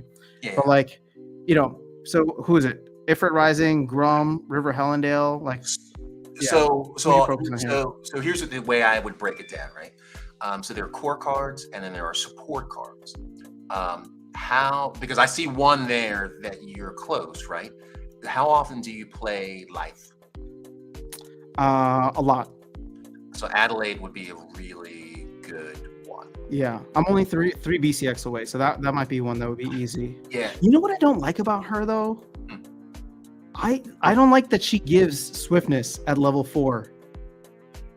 Yeah, I mean you can't use it all the time, right? But well, just like she's perfect for reverse speed rule sets, and then all of a sudden, like you throw her in, and it's just like, oh, well, this sucks for reverse speed rule sets. But maybe I'm overthinking that. Yeah, it's a great card. I mean, you can play the Resurrection game, right? It's great for poison rule sets, right? Mm-hmm. It's just a good card, solid card. Okay. Any also, others? I like, because it's neutral. Spirit Hoarder is a really good one too. That is one. So I actually only have a level 2 Spirit Hoarder. So I was thinking about getting 3 more just for the blind, because that blind has definitely haunted me when it's on the opposing side. Oh yeah, and with the triage, neutral triage, there aren't a whole lot of those. I don't think there are any actually. And so for a death team, it's really good, right? It's healing. Anytime you add healing to death, that's a win. Yeah. And believe it or not, which we almost never talk about, the Dispel is crazy.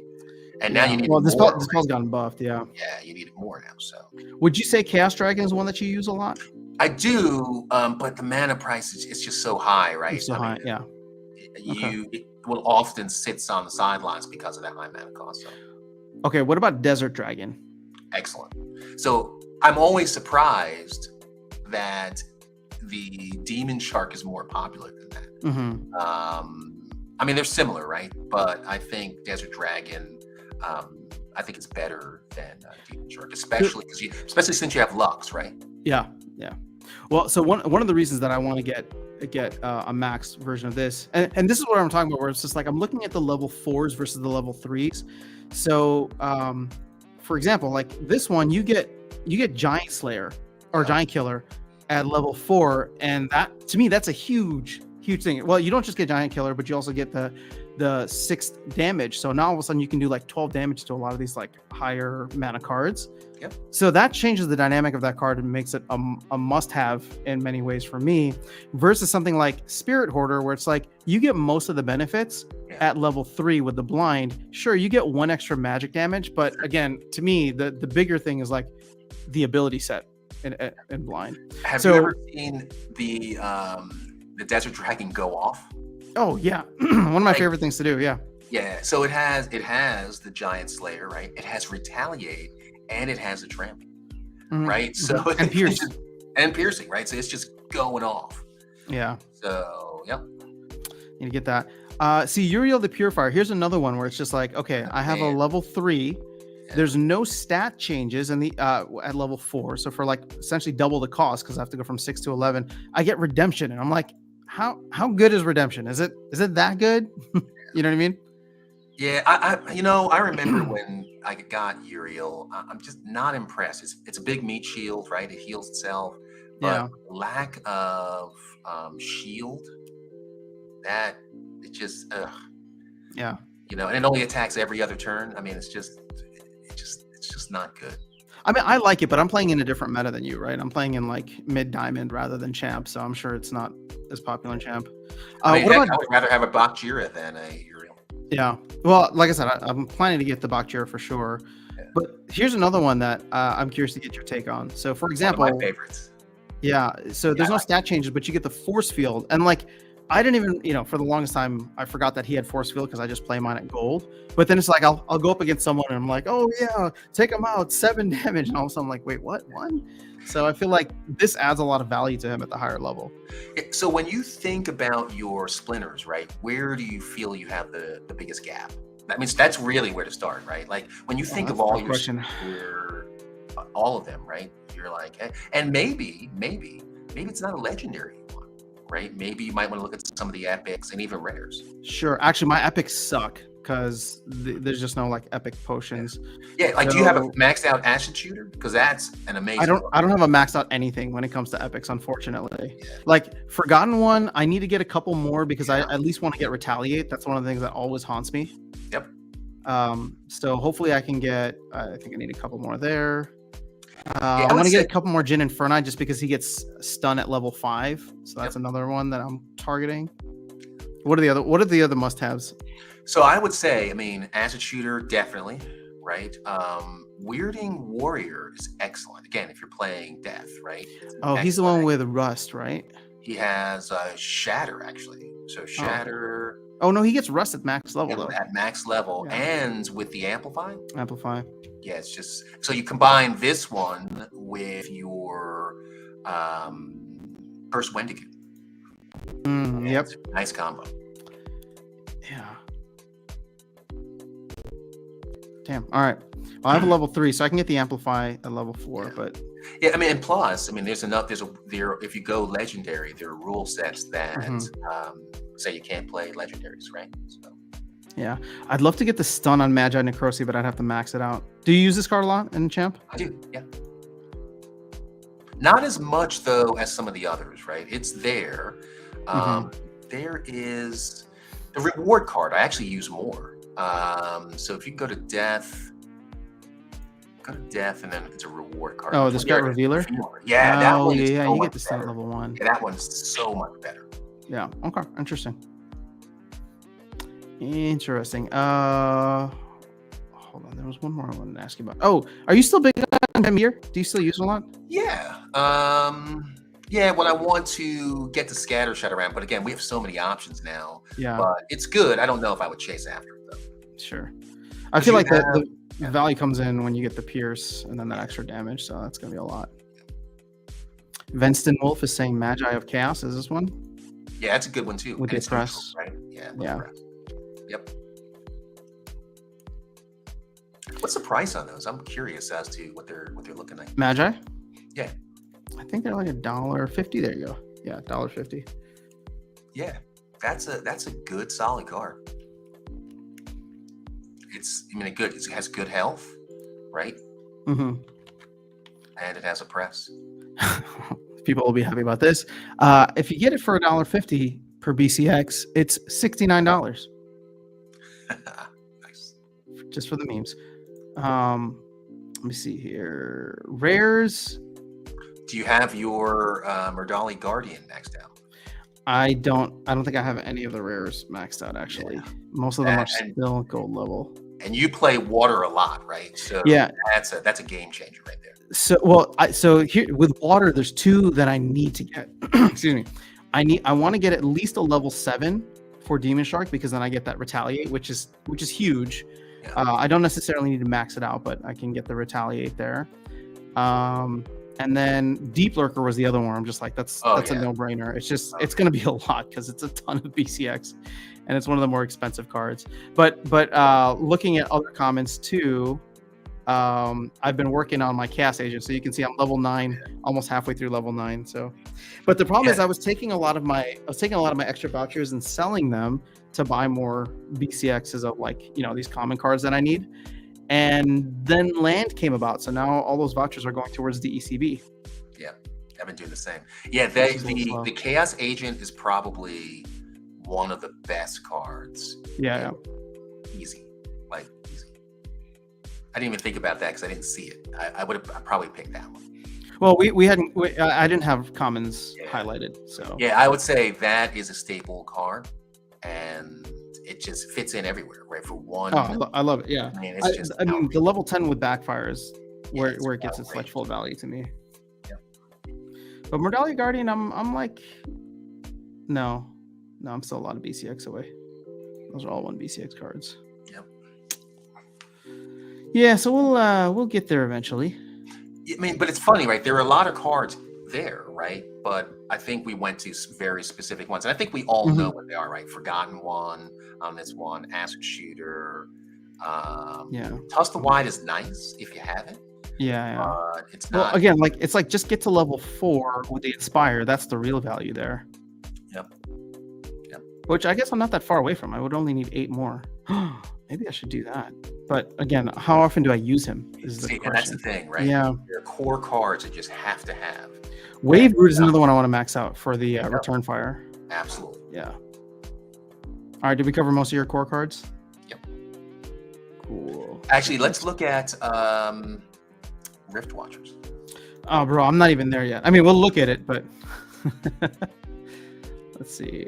Let's just do playable. Oh no, sorry. Let's do all cards. Legendaries. Maybe Querl Lurker, right? Mm-hmm. The rest, Riftmancer Kai. Kai is... I'm sorry, Runemaster, Yeah. I can't quite see it. I know it's really small. Yeah, so it's good. I mean, it's a good card. But really maxed out is where you want to get that if you're going to go in for that. But the mana cost is just so high. Yeah, but I've seen this thing just completely oppress opponents sometimes. Yeah, I agree. Really, the more depressing card, not depressing card, but the one that didn't really meet the expectation is Agar Longtail. Man, I just thought it would be doing so much better. I feel like I run into it a lot, but I only have a level 1, so I would need to get at least 5 more in order to get the heal here. Yeah, it's not bad. Again, it's by itself. You just can't send it out there and say, "Oh, get him." Yeah. Right? You definitely have to have support for him so he doesn't get wiped out. But I just felt like it should be more effective. It should be stronger. Yeah. And I think the problem is the what's the ability? Not the Enrage, the one that does more damage to taunt creatures. Oh, Fury. Yeah, Fury killed a lot of it. It's everywhere now, and I'm just like, damn it. Yeah.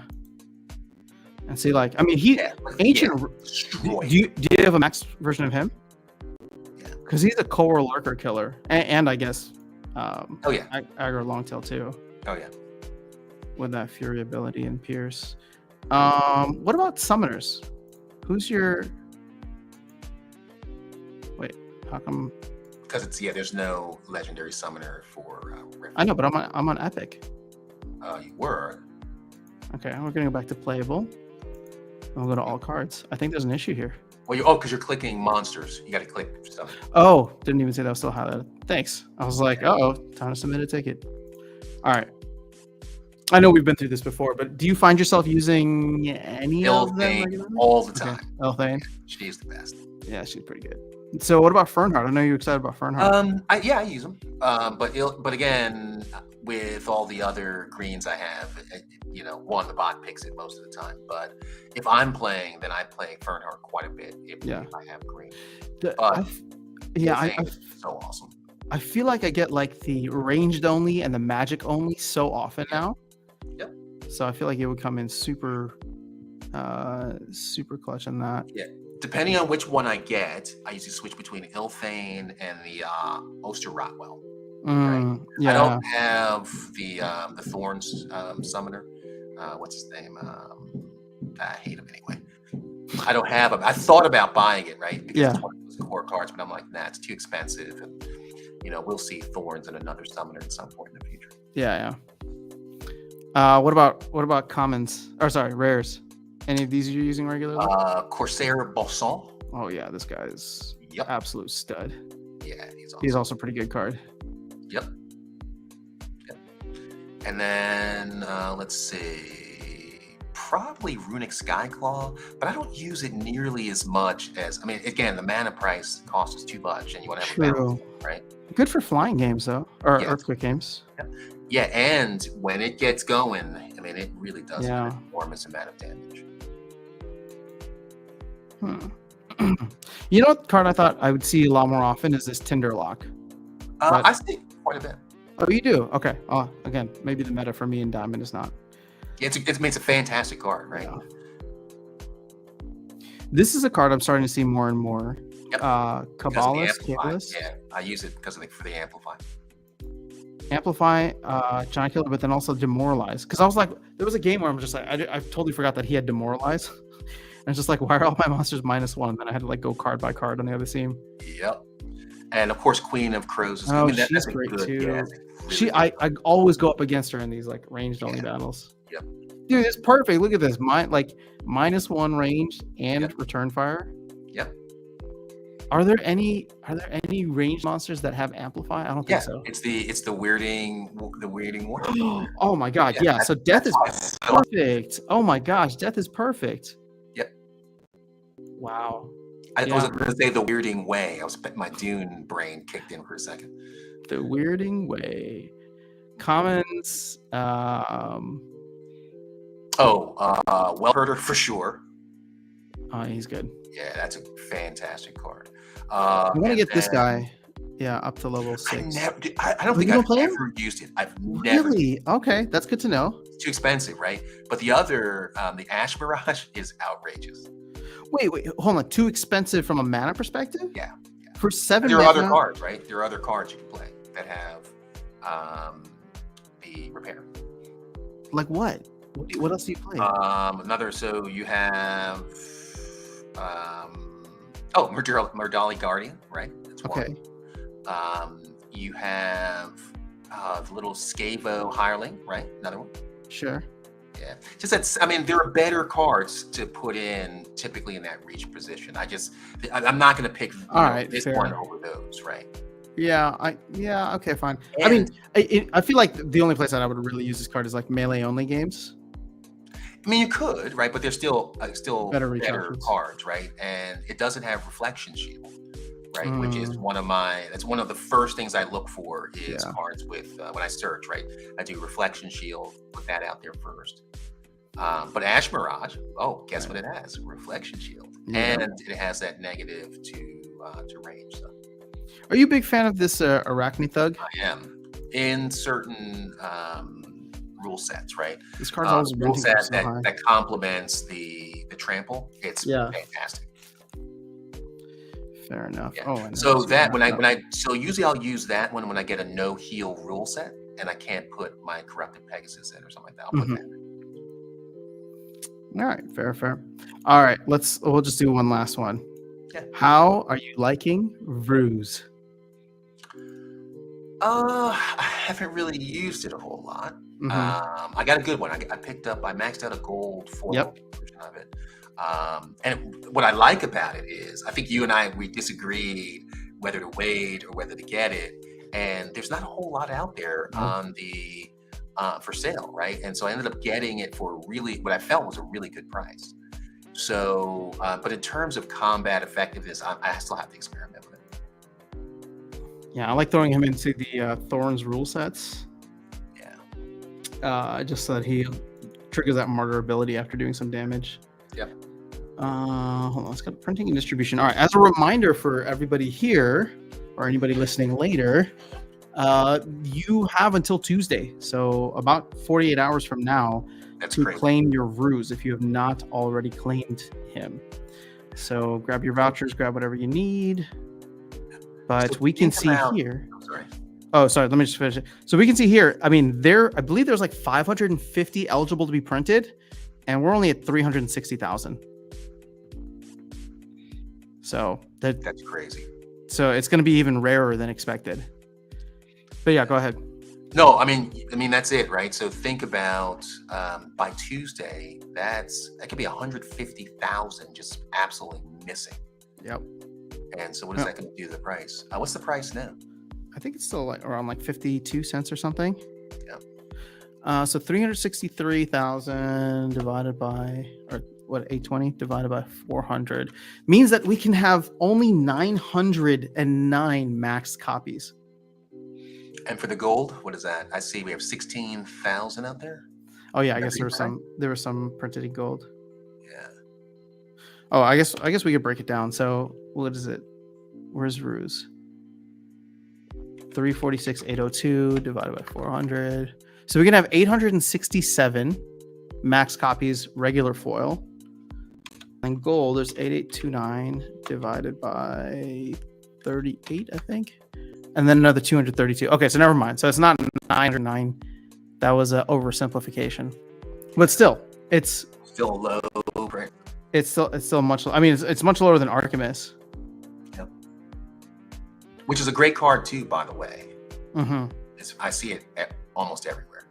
I need a couple more BCX of that because I'm missing the force field. I think it's at level 7. So these are all on like my. Once land is done in vouchers, I can get my vouchers back and continue selling them for cards. And I'll do that. Yeah. 150. Yeah. Like that card, like they hit it out of the park when they made that promo card for sure. Salty Bear. Yep. Yeah. Yeah, man.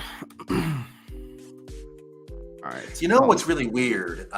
This stream feels weird to me because there hasn't been any salt or bearishness at all. Interesting. Oh. Yeah. So I'll ask you this question.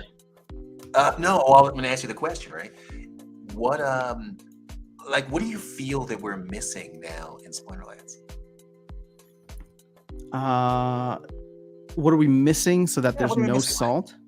No, just saying, hey, if you were to have a conversation with Matt or Aggie or Weirbeard even, what are we missing, right? What are we missing from the game?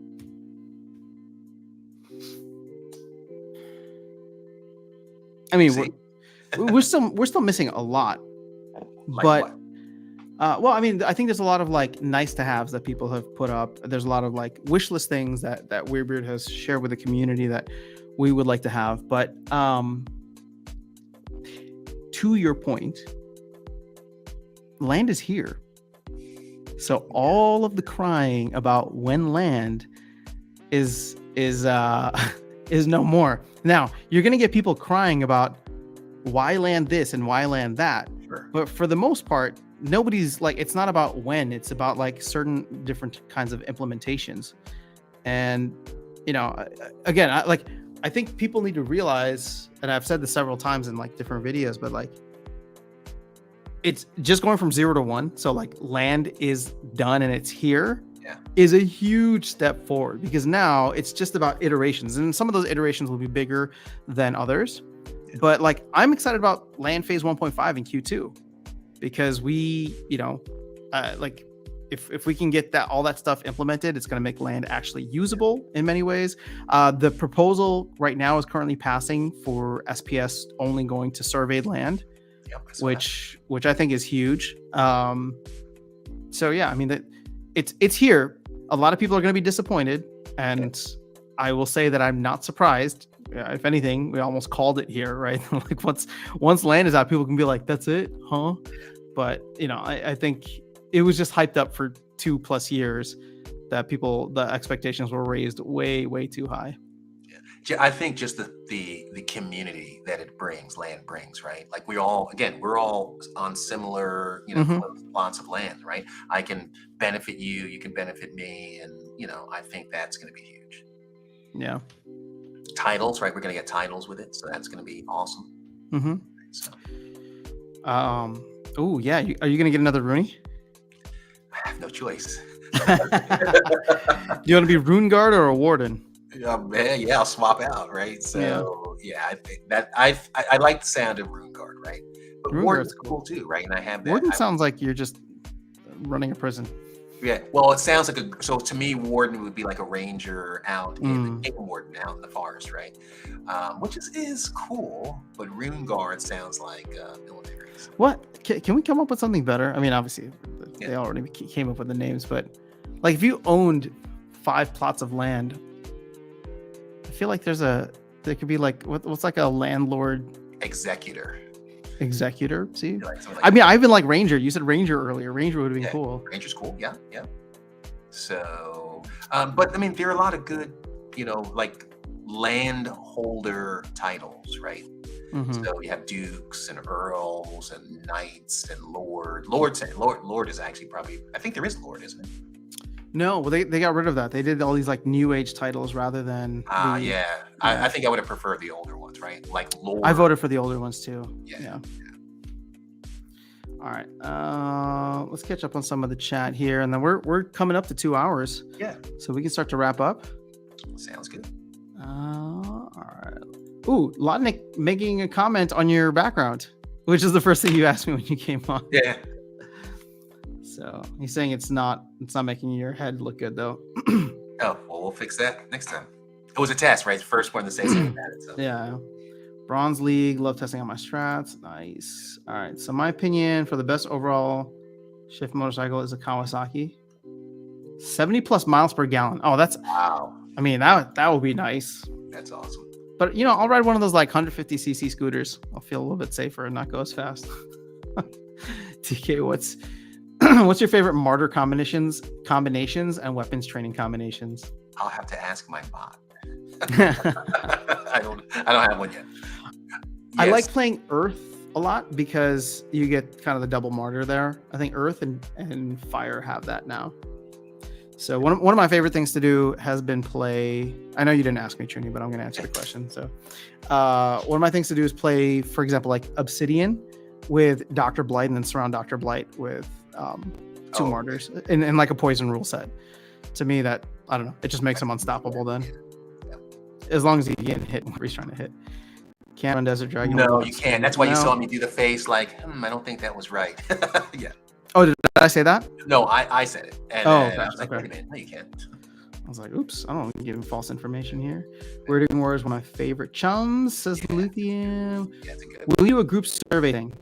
No, I don't think so. I mean, I was putting the idea out there, but the idea of like having 97 plots sent to me, or for me to send my 3 plots somewhere else.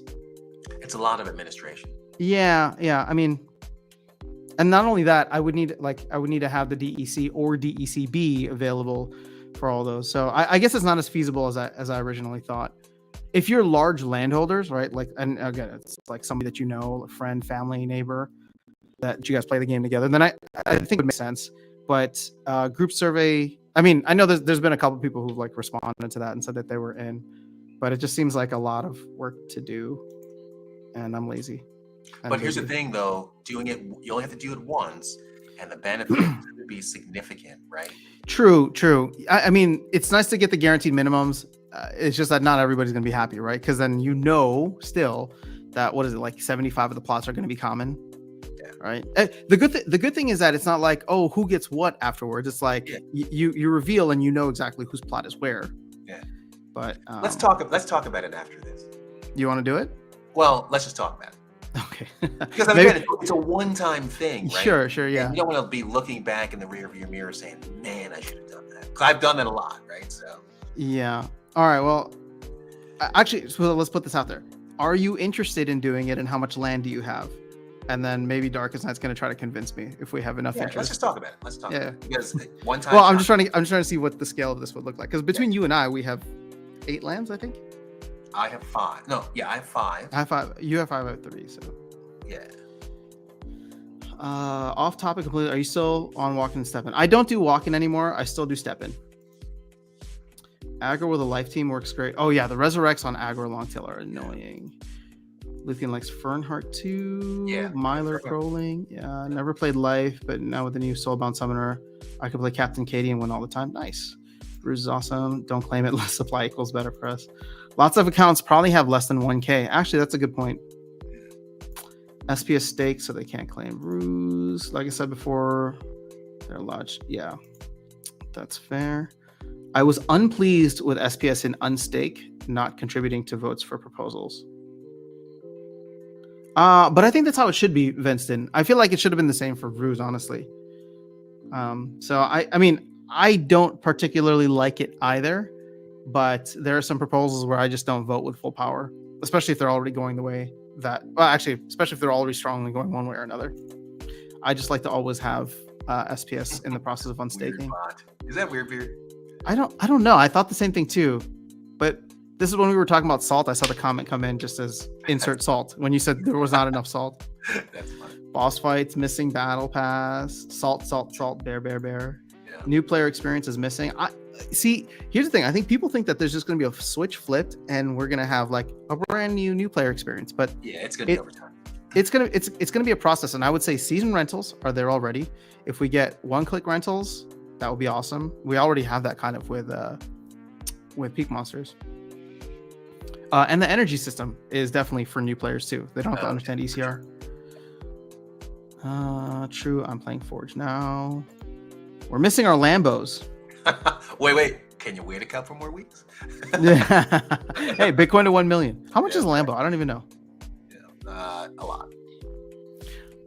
Like would you, Darkestnyte, would you ever buy a Lambo? No, absolutely not.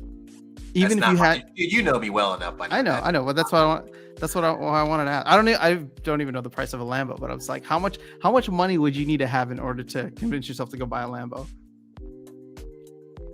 How much would I have to have? Yeah, 100 million.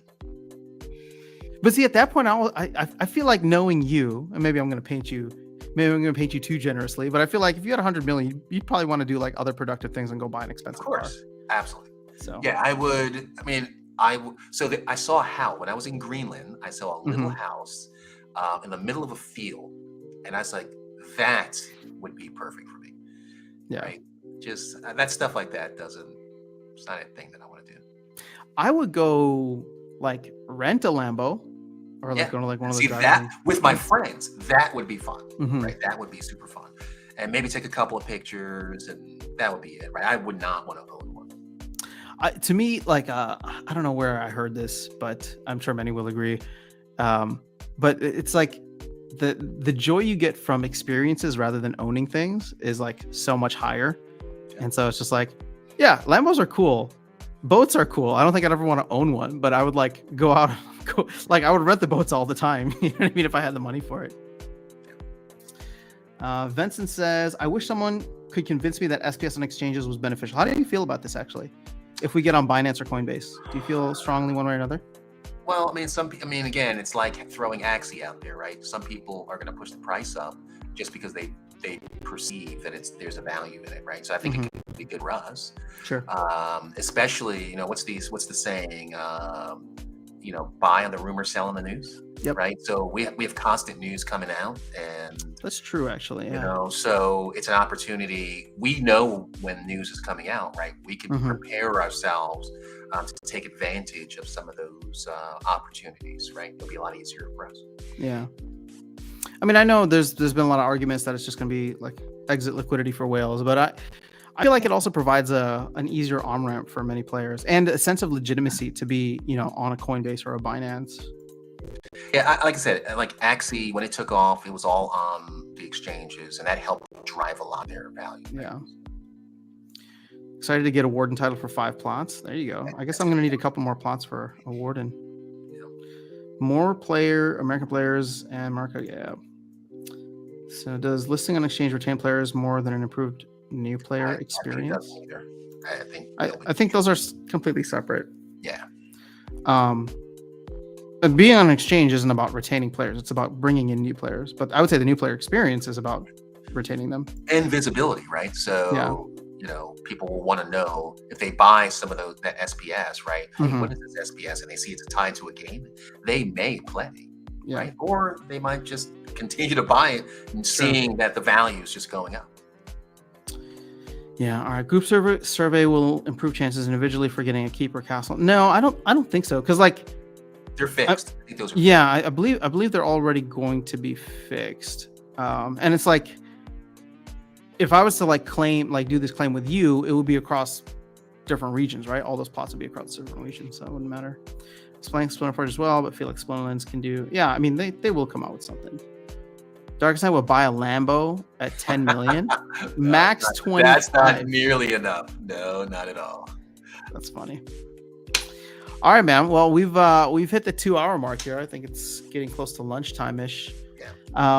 How are you feeling? You want to close out with any thoughts on Splinterlands or life or crypto? No, John Wick. I feel the game is definitely getting a lot better. Aggie, Matt, everybody on the team took a lot of hate over the last couple of months. They're still getting it. Yeah, but not nearly as bad. Sure, as it was, yeah. Right. I can actually, put my pinky into Mav chat and not see the whole thing on fire, right? So, I have a follow-up. Sorry to your proposal or to your question about why there's no salt. Yeah. Sorry, it just hit me. Yeah, I think an unaccounted answer. Not saying that it's the entire thing, but there's player proposals now. So anytime somebody's salty, it's just like, well, you want to do something about it? Put your money where your mouth is. There you go. There you go. But yeah, you feel like the game's in a better place right now? Everything's in a good place. Yeah, I look at the roadmap all the time, and the team is delivering like they said they would. There's nothing really to complain about. Yeah. So we have the tower defense beta. I'm hoping that we can get the game out. I don't know, sometime by May would be awesome. Yeah. I mean, I have no idea when, but it'd be cool. It'd be cool if they could do it either early in their next PI thing or by the end of this PI thing. Would be cool. It's surprising that unstaking is still kind of for ruse. Yeah, I thought that would be the same thing too.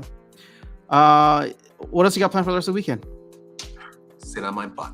There you go. Yep. I'm gonna play more Silky.